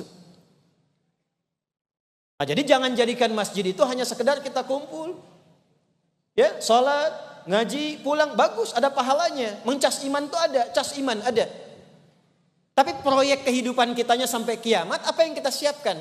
Kan man amana billah wal yaumil akhir. Kita sholat, kita kuatkan iman kita. Saat yang bersamaan belajar dari fikih sholat untuk membawa proyek-proyek kita sampai pulang menghadap Allah Subhanahu wa taala. Tidak ada satupun orang sholat kecuali dia sukses dalam pekerjaan-pekerjaannya. Siang bahasa Arabnya apa? Siang. Nahar. Kenapa sholatnya bukan sholat nahar? Tapi sholatnya zuhur. Sore bahasa Arabnya apa? Masa al-khair. Kenapa sholatnya asar? Maghrib menjelang malam. Malam bahasa Arabnya apa? Lail. Ya, lail jamaknya layali. Lela, lili, lala, leli itu malam. Ya, teh leli, teh malam-malam itu. Ya? Tapi kok sholatnya isya? Ya, bocoran saja sedikit, bocor halus. Kalau sudah agenda dari pagi disiapkan, kerja sampai siang, kenapa namanya zuhur? Seakar dengan idhar, jelas, nampak, terang. Dievaluasi, dikoreksi, dicatat sampai dengan siang. Sudah jelas belum hasilnya? Sudah terang belum? Anda kerja kok dari pagi, jam 6 lewat 5 sudah subuh. sampai dengan siang masuk jam 1, kurang lebih ada 5 jam. 5 jam tuh ngapain aja? Jelas gak waktunya? Hasil pekerjaannya jelas gak? Jadi ibadah enggak kalau meninggal? Ada poin enggak di hadapan Allah? Itu sampai detilnya waktu sholat dibagi setiap hari berdasarkan perpindahan waktu. Kenapa? Allah ingin memastikan setiap hambanya, setiap berganti waktu, pekerjaannya tuntas, kehidupannya baik, dan mudah mengantarkan ia pada kesuksesan dan kebahagiaan. Izin saya sempurnakan dulu kurang lebih 5-10 menit sampai ayat ini selesai. Setelah itu coba kita diskusi dengan baik. Wa aqamas shalah wa ataz zakah. Sering diterjemahkan di mushaf dan untuk menyalurkan zakat. Tapi fungsi sosialnya jarang dibahas. Ada saudara kita orang Indonesia yang meninggal di Korea, ada? Dikirim ke Indonesia atau dimakamkan di sini? Kirim ke Indonesia. Ada yang mungkin kesulitan dalam biaya di dokumen, ada? Ada yang kesulitan saat baru datang nggak punya tempat tinggal, ada? Bagaimana cara kita bisa menyelesaikan masalah-masalah sosial itu? Bagus, ada formasi bagus. Tapi kan butuh biaya. Ngelolanya bagaimana? Potensi-potensi yang sudah mapan, hartanya yang sudah lebih berkecukupan, silahkan bisa disimpan di masjid untuk didistribusikan sesuai dengan kebutuhan-kebutuhan sosial masyarakatnya. Konsep itulah yang di Al-Quran disebut dengan zakat namanya. Pusatnya ada di masjid. Jadi kalau sekarang teman-teman yang datang ini dari berbagai daerah, di setiap tempat coba ada masjidnya satu saja, jadikan pusatnya. Data masyarakat kita, khususnya yang muslim ada di situ siapa saja. Ya, kalau ada yang sakit, tidak ada biaya, masuk kategori zakat, keluarkan 8 golongan. Quran surat 9 ayat ke-60. Kalau zakat tidak masuk kualifikasinya, masukkan dalam infak. Ada infaknya, ini berapa won, zakatnya berapa won. Oh si fulan ini nggak cocok mendapatkan bagian zakat, bagian infak mungkin bisa dia dapat. Ini nggak cocok bagian infak, bagian sodakoh mungkin bisa dia dapatkan. Karena itu ketika masuk masjid, di situ ada perputaran dan pengelolaan harta untuk kebutuhan-kebutuhan sosial. Dan yang menyelesaikannya siapa? Ahlu masjid. Untuk siapa? Untuk orang yang tinggal sekitaran masjid. Jadi jangan sampai zakat Anda yang dikumpulkan di Wangon dikirimnya ke Cimahi misalnya. Selesaikan untuk daerah sini. Busan, selesaikan untuk wilayah Busan. Ya, kalau kemudian teman-teman di sana selesai, ada kelebihan, silahkan bantu yang di Seoul, silahkan bantu yang di Gwangju dan seterusnya. Jadi yang kedua ini, kalau kita praktekkan dengan baik, selesai urusannya teman-teman sekalian. Ada seorang meninggal, KBRI terbatas pembiayaannya. Lihat di mana potensi yang bagus, yang saldonya bagus untuk digunakan. Oh, Masjid Darussalam punya ini potensinya. Silahkan gunakan bagiannya. Masuk zakat, masuk. Enggak masuk, infak. Yang kedua, ternyata ada bagian di masjid itu selain menyantuni orang-orang Islam yang ada di sekitarannya, juga bisa digunakan untuk menyantuni yang non-muslim yang mungkin hidup berdampingan dengan kita. Tetangga masjidnya coba lihat, tetangga Anda. Mungkin gak semuanya mampu walaupun tinggal di Korea. Ini sekarang musim dingin ya. Coba disurvei tetangga-tetangganya. Mungkin ada yang tidak punya selimut. Pernah gak terpikir membangun gerakan masjid untuk menerapkan nilai-nilai keindahan Islam dengan tetangga-tetangga Koreanya? Ya, Formasi, KMI, KMF, sekitaran orang-orang yang tinggal dengan masjid, ternyata ada warga yang bahkan tidak punya selimut. Anda datang dari masjid ke situ, sampaikan, ketuk pintu, selamat pagi, selamat siang, ataupun selamat malam, ketuk, kami tetangga saat ini, ya, alhamdulillah kita punya ada beberapa stok selimut, mungkin bermanfaat.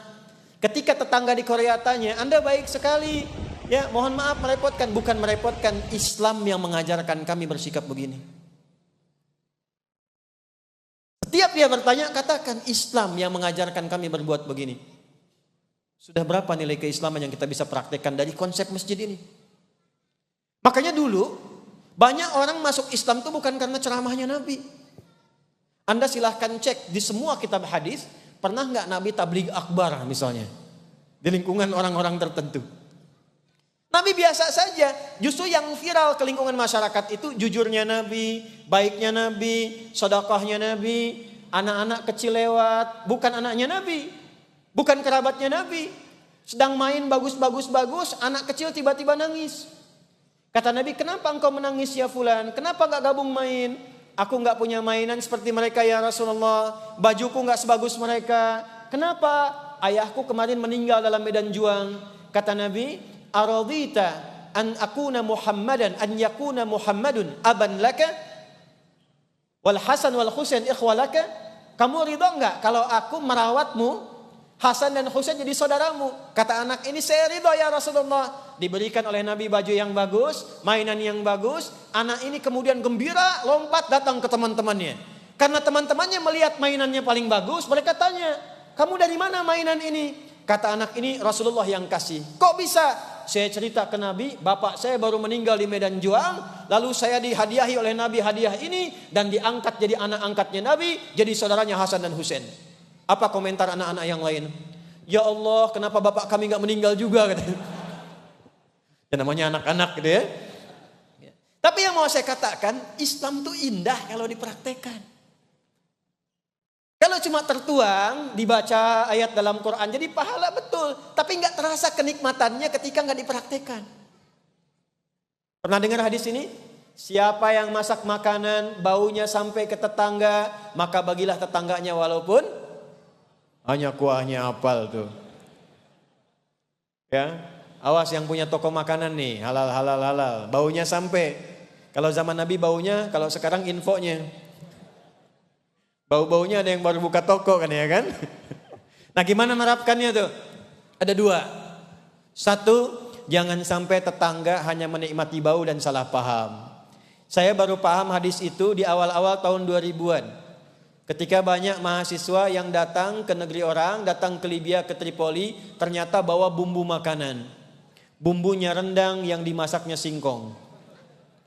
Jadi nyampenya ke tetangga bau rendang, padahal isinya singkong. Maka bagilah tetangga supaya tidak salah paham. Jangan sampai Anda bagi kuahnya, Anda masak ayamnya. Anda masak soto ayam, ayamnya Anda makan, kuahnya bagi tetangga. Tetangga tanya, kok cuma kuahnya Pak Haji? Memang hadis Nabi. Oke, saya akhiri dulu. Pertanyaan saya, Nabi menyebut gak di situ kalau tetangga kita Muslim saja? Tidak. Tidak ada.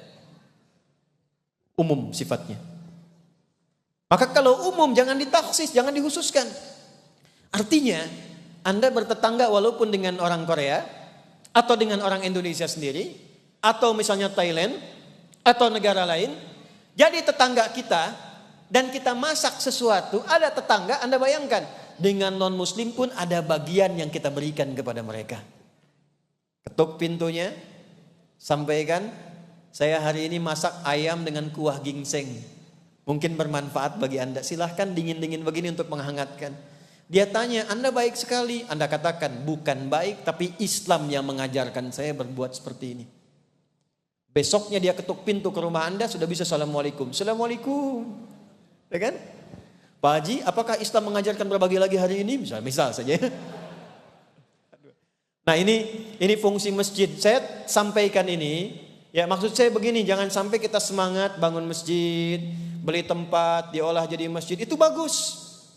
Hidupkan dengan sholat, bagus. Jaga iman, bagus. Tapi fungsi yang kedua untuk menunjukkan keindahan Islam, itu juga kita gunakan. Walam yakhsha illallah. Kemudian kompak semuanya dengan baik, supaya mendekati Allah Subhanahu wa taala, takut kepada Allah dengan meningkatkan banyak ibadah. Ini saya akhiri, maaf. Kalau pekerjaan ingin enak, kata Quran, jadikan ibadah. Belajar ingin bagus, jadikan ibadah. Tugas ingin bagus, niatkan sebagai ibadah. Supaya dengan ibadah itu ada bekal kita pulang yang kita persembahkan di hadapan Allah Subhanahu wa taala. Fungsi ini hanya akan bisa dilakukan kalau ada alim minal ulama yang mengajarkan itu. Karena itu saya harap sebelum saya akhiri dan kita tanya jawab, saya harap selain imam-imam yang ada di sini, ormas-ormas juga kompak. Ya, cari guru-guru yang baik. Jangan sampai nanti diajarkan hal-hal yang membuat kita terpecah. Ini saya paling senang dan saya selalu cerita kalau di Indonesia atau di berbagai tempat saya cerita, kalau kita ingin belajar masyarakat yang guyub, Indonesia yang bagus, yang saling menghormati, saling rukun, saya selalu sampaikan contohlah teman-teman yang ada di Korea Selatan. Ya, ormasnya bagus,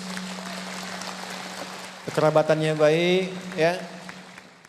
Ngajinya tolong dijaga dan gak usah aneh-aneh. Ya, yang PCI, PCNU dijaga, dikeluarkan kurikulumnya tuh, belajar fikihnya apanya. Kalau kira-kira aneh-aneh ya tidak perlu difasilitasi. Ya, Mbah Mun itu paling concern, salah satunya ke Korea. Mbah Mun itu. Saya kalau ke Mekah itu selalu saya sempatkan itu. Ziarah ke Syekh Nawawi, kemudian ke Mbah Mun, Sayyidah Khadijah dan sebagainya. Ya, di antara amanat beliau yang untuk dijaga itu salah satunya Korea Selatan. Ya, makanya Gus Baha itu jarang keluar, tapi kalau ke Korea itu untuk amanah Mbah Mun bisa datang itu. Ya.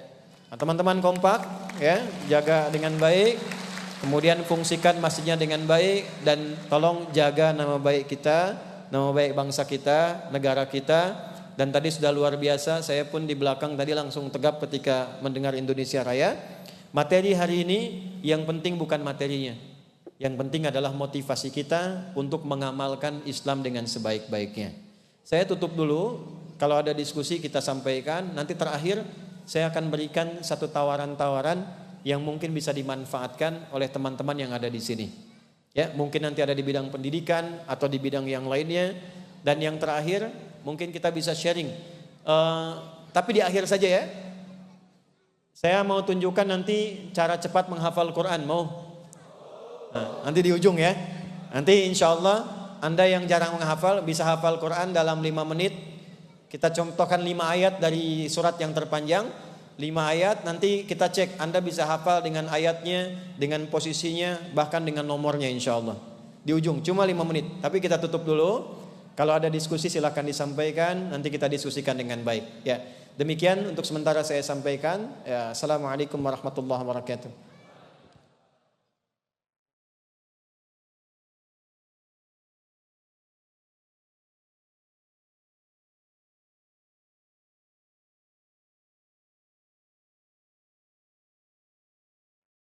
Baik, waktunya dari panitia tinggal 20 menit. Kalau tanya jawab dikhawatirkan tidak cukup waktunya. Kalau begitu saya tanya saja satu, Anda yang jawab ya. Siap? Baik. Satu putra, satu putri.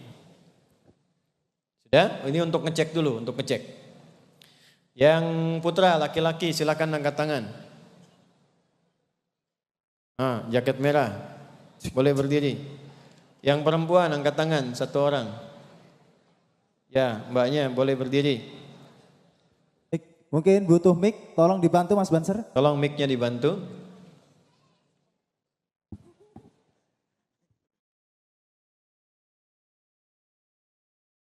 Sudah? Masnya yang pakai jaket merah. Baik. Namanya siapa Mas? Bismillahirrahmanirrahim. Sawarifu nafsi ismi Nuriza Fikri Prayuda. Oh, Masya Allah. Takalam tu Arabia? Qalil faqat. Qalil faqat. Amma jitu min Madinati Ponorogo wa amma sakantu fi Madinati Asan. Masya Allah. Berikan tepuk tangan dulu. Baik. Mata ta'amal huna ya akhi? Jitu huna lil amal. Lil amal. Masya Allah. Datang ke sini untuk bekerja. Baik. Anta takharajta fil ma'had wala fin? Takalamta lugha Arabiyya jayidah. Tadarustu fil mahad fi sitati sanawat. Sanawat, Masya Allah. Fi ay ma'had? Fi ay ma'had? Fi ma'hadi dari Salam Guntur. Oh, Darussalam Guntur. Baik, jayyid. وجئت هنا أتيت هنا لمدة كم تقريبا كم سنة أنت هنا جديد ولا جئت هنا جديدا salah satu أشهر 3 أشهر ماشي ستبقى هنا في كوريا ولا تعود هنا إلى المدينة بونورغو في Ponorogo An-Nukut ما في طيب متزوج ولا مازال Alhamdulillah tazawwajtu Oh, baik. Jadi datang ke sini sudah menikah tapi kurang modal. Tamam. Baik, soal. كما عرفتك من قبل يعني أنا أخبرت بعض الأشياء فيما يتعلق بأهمية الصلاة والمؤاخاة بين المسلمين وكذلك أيضا من إعمال المساجد وعمارها ومنها فيه توزيع الزكاة. السؤال فقط اذكر الآيات القرآنية المتعلقة بتوزيع الزكاة إلى مستحقها. Tadi saya sampaikan, saya terangkan tentang fungsi masjid, ada buat mempersaudarakan untuk latihan sholat dengan baik dan zakat. Pertanyaan saya, tolong sebutkan satu ayat di dalam Al-Quran tentang zakat dan golongan-golongannya. Bismillahirrahmanirrahim. Aqimus shalah wa atuz zakah. Warka'u Baik, bagus, berarti dapat setengah jawaban ya. Baik, saya kasih bocoran. Hafal Quran surat At-Taubah ayat ke-60. Innamas shadaqatu. Hafal? Terus? Wal masakin. Terus? Nasi itu. Nasi itu. Banyakan makan nasi dia. Baik, pilih aja pilih. Mau 1 juta won atau umroh?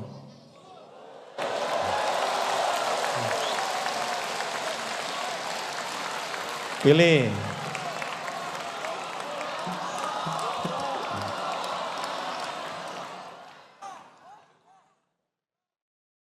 Bismillahirrahmanirrahim. Adhab ilal Makkah lil umrah. Umrah ya, baik. Bentar. 2 juta won atau umrah?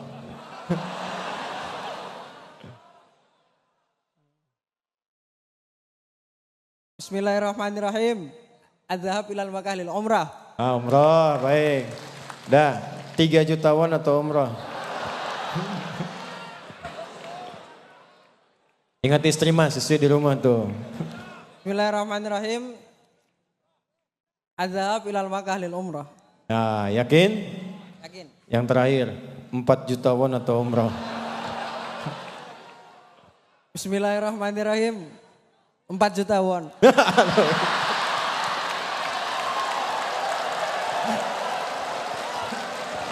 Baik.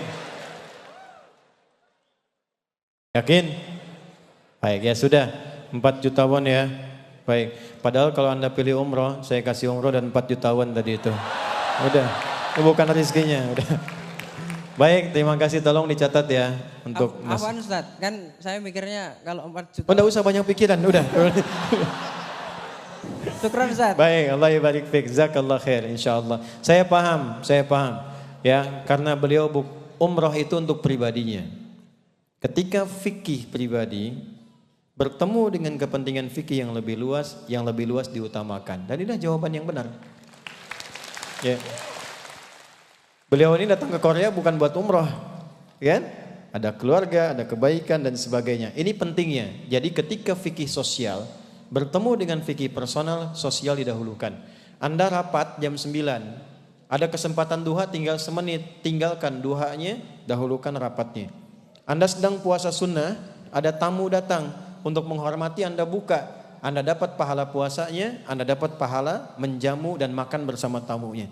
Itu fikih sosial didahulukan dibandingkan dengan fikih individual. Mana tadi Mbak? Ini nggak ada umroh, nggak ada tawaran yang lain. Baik, di sini kuliah? Iya, kuliah. Baik, jurusan apa? Teknik mesin. Teknik mesin. Baik, pertanyaan saya sederhana. Masih ingat Abdurrahman bin Auf dipersaudarakan dengan siapa?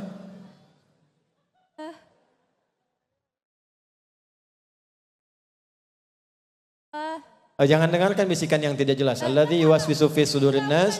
Mungkin Sa'ad bin Rabi'ah. Sa'ad bin Rabi'ah. Iya, kurang tepat sedikit saja. Ada mau diralat karena itu dengar info dari samping. Enggak. Sa'ad betul bin? Bukan. Sa'ad bin, bukan Rabi'ah ya? Baik, Sa'ad bin Rabi'. Sa'ad bin Rabi'. Baik, terima kasih. Kita berikan tepuk tangan dulu. Sudah pernah umroh? Belum. Belum. Mudah-mudahan disegerakan insya Allah. Amin insya Allah. Ya, tawaran yang sama. Mau umroh atau 1 juta won? Oh. Umroh? Umroh. Kok nanyanya begitu umroh? Mau umroh atau 2 juta won? Karena tadi nggak ada tawaran umroh, saya bingung umroh. Umroh.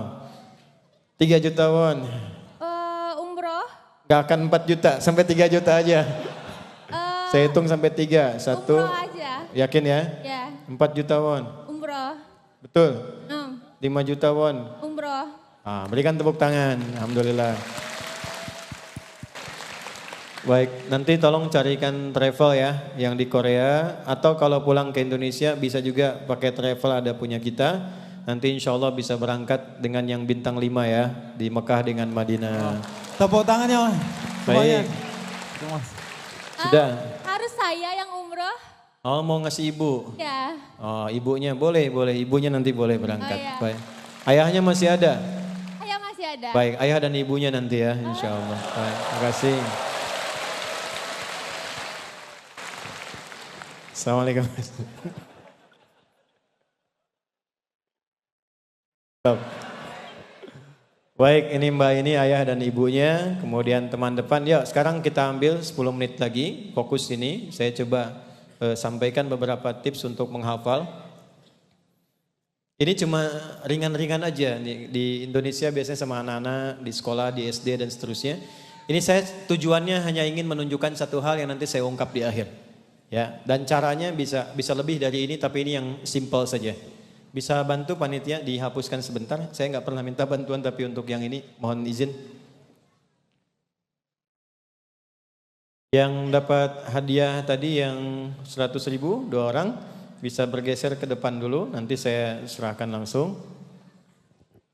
Yang 4 juta nanti disusulkan ya, insya Allah. Kalau mau langsung ada 100.000. Yang umrah nanti insya Allah dicatatkan, geser dulu. Baik, ayo kita ambil surat yang paling panjang di Quran. Surat apa namanya? Al-Baqarah ya. Ambil 5 ayat dulu untuk memudahkan. Ini mudah-mudahan kelihatan ya. Saya bagi 2 begini teman-teman, gini. Anggap ini mushaf yang saya bagi 2 untuk menentukan posisi di kanan dan di kiri. Kalau saya tunjuk sini, berarti kanan. Oke. Kalau ini berarti apa? Kiri.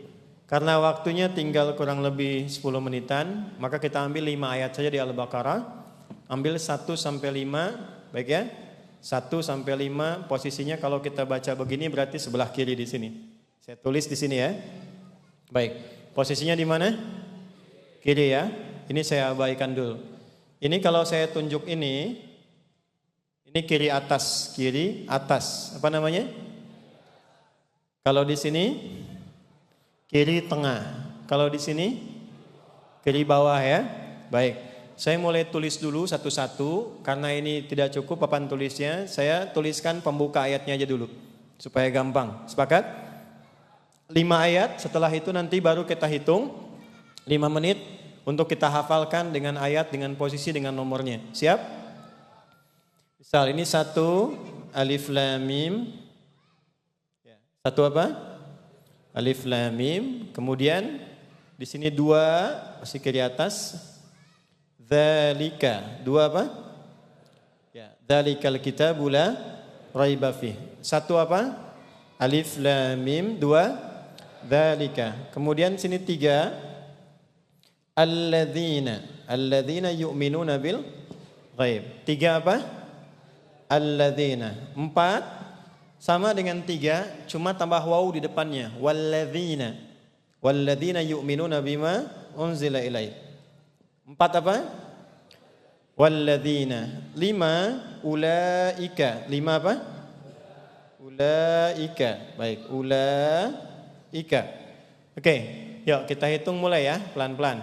1 apa? Alif lam mim. 2 dzalika. 3 4 5 5. Lihat baik-baik. Ini supaya mudah belajarnya. Ambil yang tengah dulu yang mirip. 2, 3 dengan 4. 3 alladzina. 3 apa? 4 walladzina. 4 apa? 3 4. Oke, kita ambil yang paling akhir 5. Ulaika. 5. Oke, 1 ke atas. Alif, lam, mim. Apa? 2. Oke, ulangi. 2. 3 yang tengah. 4. 5. Saya hapus ya. Hapus dulu. Hapus dulu. Oke, kita ambil yang tengah-tengah dulu. 3 apa? 4 apa? 5 apa? 1 apa? 2 apa? Oke, sekarang saya sebutkan. Dzalika, ayat keberapa? Ulaika, alladzina, walladzina, alif lam mim.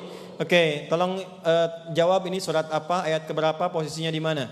Ulaika ala hudam mir rabbihim wa ulaika humul muflihun. Surat apa? Ayat berapa? Posisinya di mana? Kiri, atas, bawah?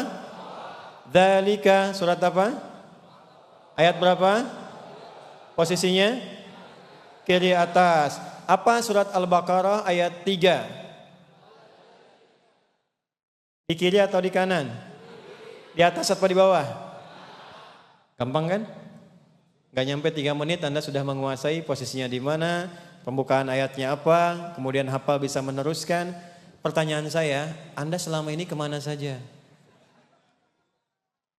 Ternyata dalam 3 menit kita bisa menguasai 1 halaman Quran secara penuh. Baik ya? Contoh lagi nih. Ini apa? Tuh, ini kan gak ada apa-apa semuanya kosong tuh. Ya, tapi kalau kita sudah terbiasa bersama Al-Quran dan sudah ada dalam diri kita, itu semua angka bisa jadi Quran. Saya dengan anak-anak di sekolah, nanti kalau kapan-kapan kesini lagi, saya bawa beberapa anak yang kecil-kecil itu, ya, itu nanti kalau tanya jawab kita dengan angka. Saya kalau ditanya Ustaz, anaknya berapa? Ulaika ala hudam mir rabbihim wa ulaika humul muflihun. Istri alif lam mim. Ada rencana poligami? Shadaqallahul azim. Ya. Nanti kita sambungkan ke masjid-masjid di sini. Kalau nanti pengen dipelajari, ini kan pada imam-imam luar biasa. Ustadz Syahabuddin Mufti itu berapa qiraat tuh beliau hafalan juga ya. Di anak-anak belajar. Kalau mau nanti yang dari Kiai kita bisa kirimkan bukunya. Yang ke Indonesia mau kesini lagi nanti kita kasih ada 3 buku gratis. Ya, nggak usah bayar, gratis nanti dibawa. Mungkin yang nanti ada anak-anak bisa menghafal Quran, bisa sambil belajar dan seterusnya. Yang tadi dapat hadiah boleh naik ke atas panggung. Mas, kotaknya tadi mana Mas?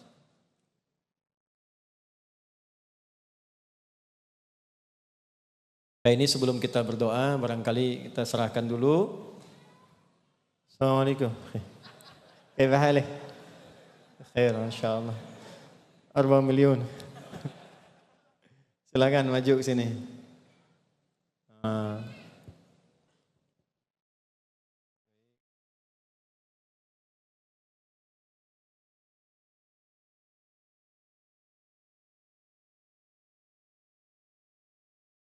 Saya ganti pilihannya. 100 ribu won apa 100 dolar? 100 dolar. 100 dolar, yakin? Yakin? Ya udah, ganti ya. 100 dolar.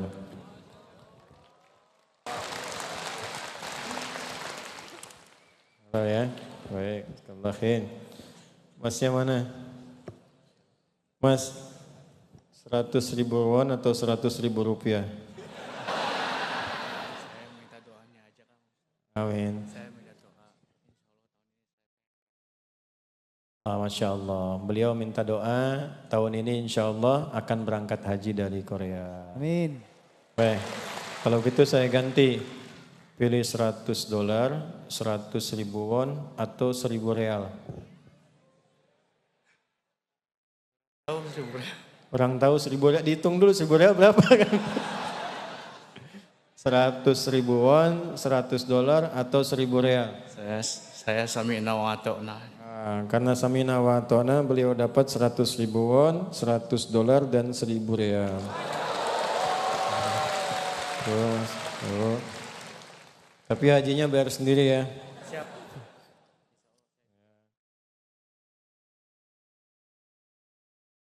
Oh insya Allah kuliah juga. Habis kita hari ini nih. Tenang Mas, insya Allah. Assalamualaikum. Tenang masih wujud.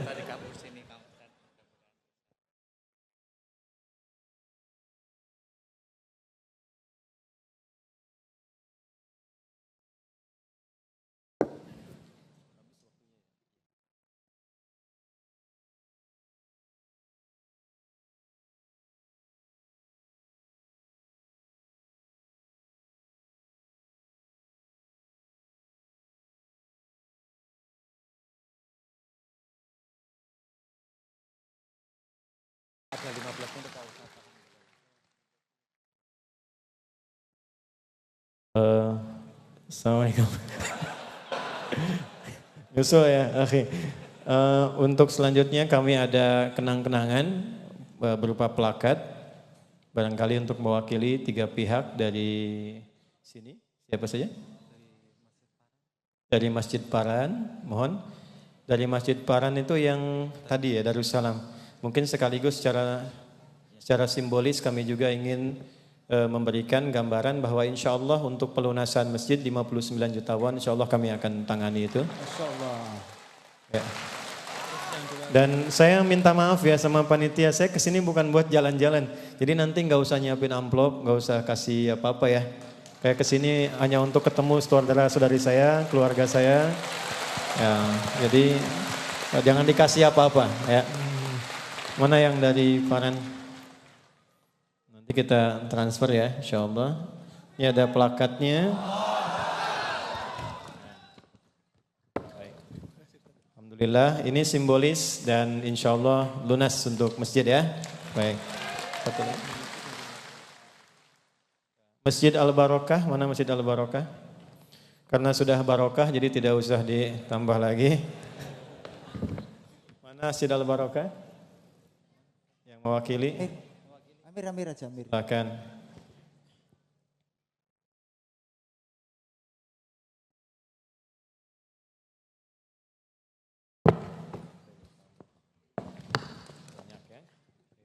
Satu lagi. Nah, satu lagi spesial untuk KBRI ya Pak, yang mewakili Pak Yadi barangkali Pak Tengku. Ini doa sekaligus insya Allah komitmen juga dari KBRI untuk membantu dan memperhatikan masyarakat kita di Korea. Ya, kita doakan beliau, Ibu Kuai dan semua mudah-mudahan sehat selalu dan diberikan keberkahan dan terus didoakan guru-guru kita. Kami juga sekaligus nanti kita berdoa. Sebelumnya kami mohon maaf kalau kehadiran di sini untuk menyapa teman-teman keluarga saya semua. Ada hal yang kurang berkenan bisa disampaikan supaya kami perbaiki jadi lebih baik lagi. Yang kedua, besok kami akan langsung kembali ke Indonesia. Mengucapkan terima kasih, salam dari keluarga di sana. Dan sekali lagi kalau ada yang perlukan dari kami sampaikan saja. Kita bersaudara dan saya ingin mengamalkan apa yang selalu saya ajarkan. Nanti kalau ngundang gak usah repot-repot. Ya pokoknya waktunya ada, sehat insya Allah kita datang. Ya kalau ada hal-hal yang baik kita sampaikan. Ya sekali lagi panitia tidak usah menganggarkan ya. Nanti gak usah kasih apa-apa, jangan ini pulang jangan repot. Kita hanya ingin tengok keluarga-keluarga saya juga alhamdulillah semua sehat-sehat. Oke, hal. Saya akan ingat terus antum tuh ya. Baik, kita sebelumnya kita akhiri dengan doa. Kita bersama-sama berdoa. Mudah-mudahan doa kita dikabulkan oleh Allah Subhanahu wa taala. A'udzubillahi minasyaitonirrajim. Bismillahirrahmanirrahim. Alhamdulillahirabbil alamin. Allahumma nahmaduka hamdan kama 'allamtana an nahmadak wa nashkuruka syukran kama 'allamtana an nashkuraka antal muqaddim wa antal muakhir bi yadikal khair innaka 'ala kulli syai'in qadir. Allahumma nusalli wa nusallim ala habibikal karim rasulikal mustafa al-amin sayyidina Muhammadin wa ala alihi wa sahbihi ajma'in. Allahumma ya arhamar rahimin ij'al jam'ana hadza jam'an marhuma wa tafarruqana min ba'dihi tafarruqan ma'suma. Ya Allah, mohon jadikan pertemuan kami di tempat ini pertemuan yang menjadikan kami saling menyayangi dan mengasihi karenamu. Dan bila pun kami mesti berpisah, jadikan perpisahan kami ya Allah mempertemukan kami dalam keadaan yang lebih baik yang Kau ridai. Rabbana la tada' lana fi maqamina hadha wa fi kulli maqamin wa khasatan fi hadhihi al-qaryah janubiyah ya Allah dhanban illa ghafartah. Ya Allah, mohon bila ada jamaah datang ke tempat ini atau berpijak dimanapun di bumi Korea ini ya Allah, bila ada pendosa hadir di sini jangan biarkan ia pulang kecuali Engkau ampuni seluruh dosa-dosanya. Wala hamman illa farajtah, jika ada yang sedang gelisah mohon tenangkan keadaan hatinya. Wala dainan illa qadaitah, jika ada yang diliputi oleh hutang piutang dalam hidupnya berikan rezeki yang melimpah untuk melunasi hutang-hutangnya. Wala asiran illa yassartah, jika ada yang sedang mengalami kesulitan mohon ringankan segala kesulitannya. Allahumma barik fina ya arhamar rahimin tamamal mubarakah kama barakta ibadaka as-salihin al-mu'minin al-muttaqin.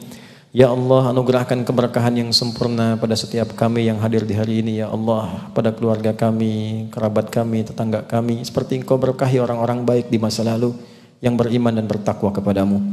Allahumma hadi jiwarana ya Allah minal aqriba waz zumala wa khasatan hadhihi fi ardil Korea al-janubiyah.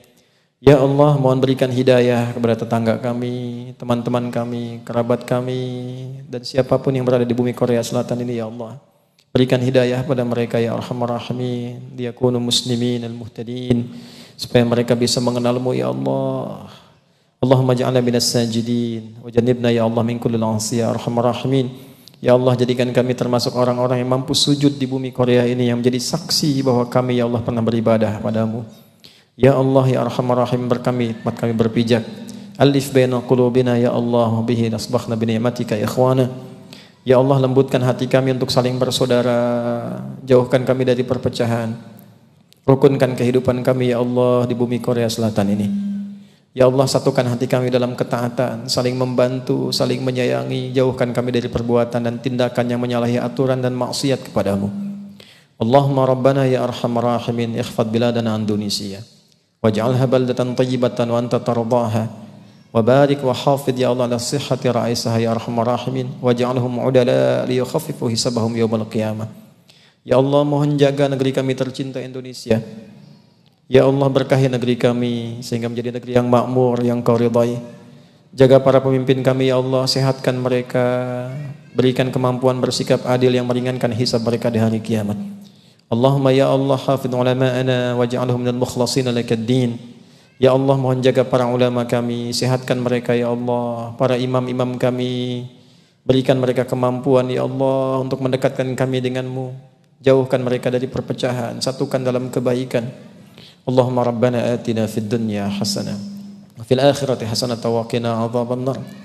Allahumma hdi ya Allah kullal usat liyatubu ilaika hin taubatan nasuha.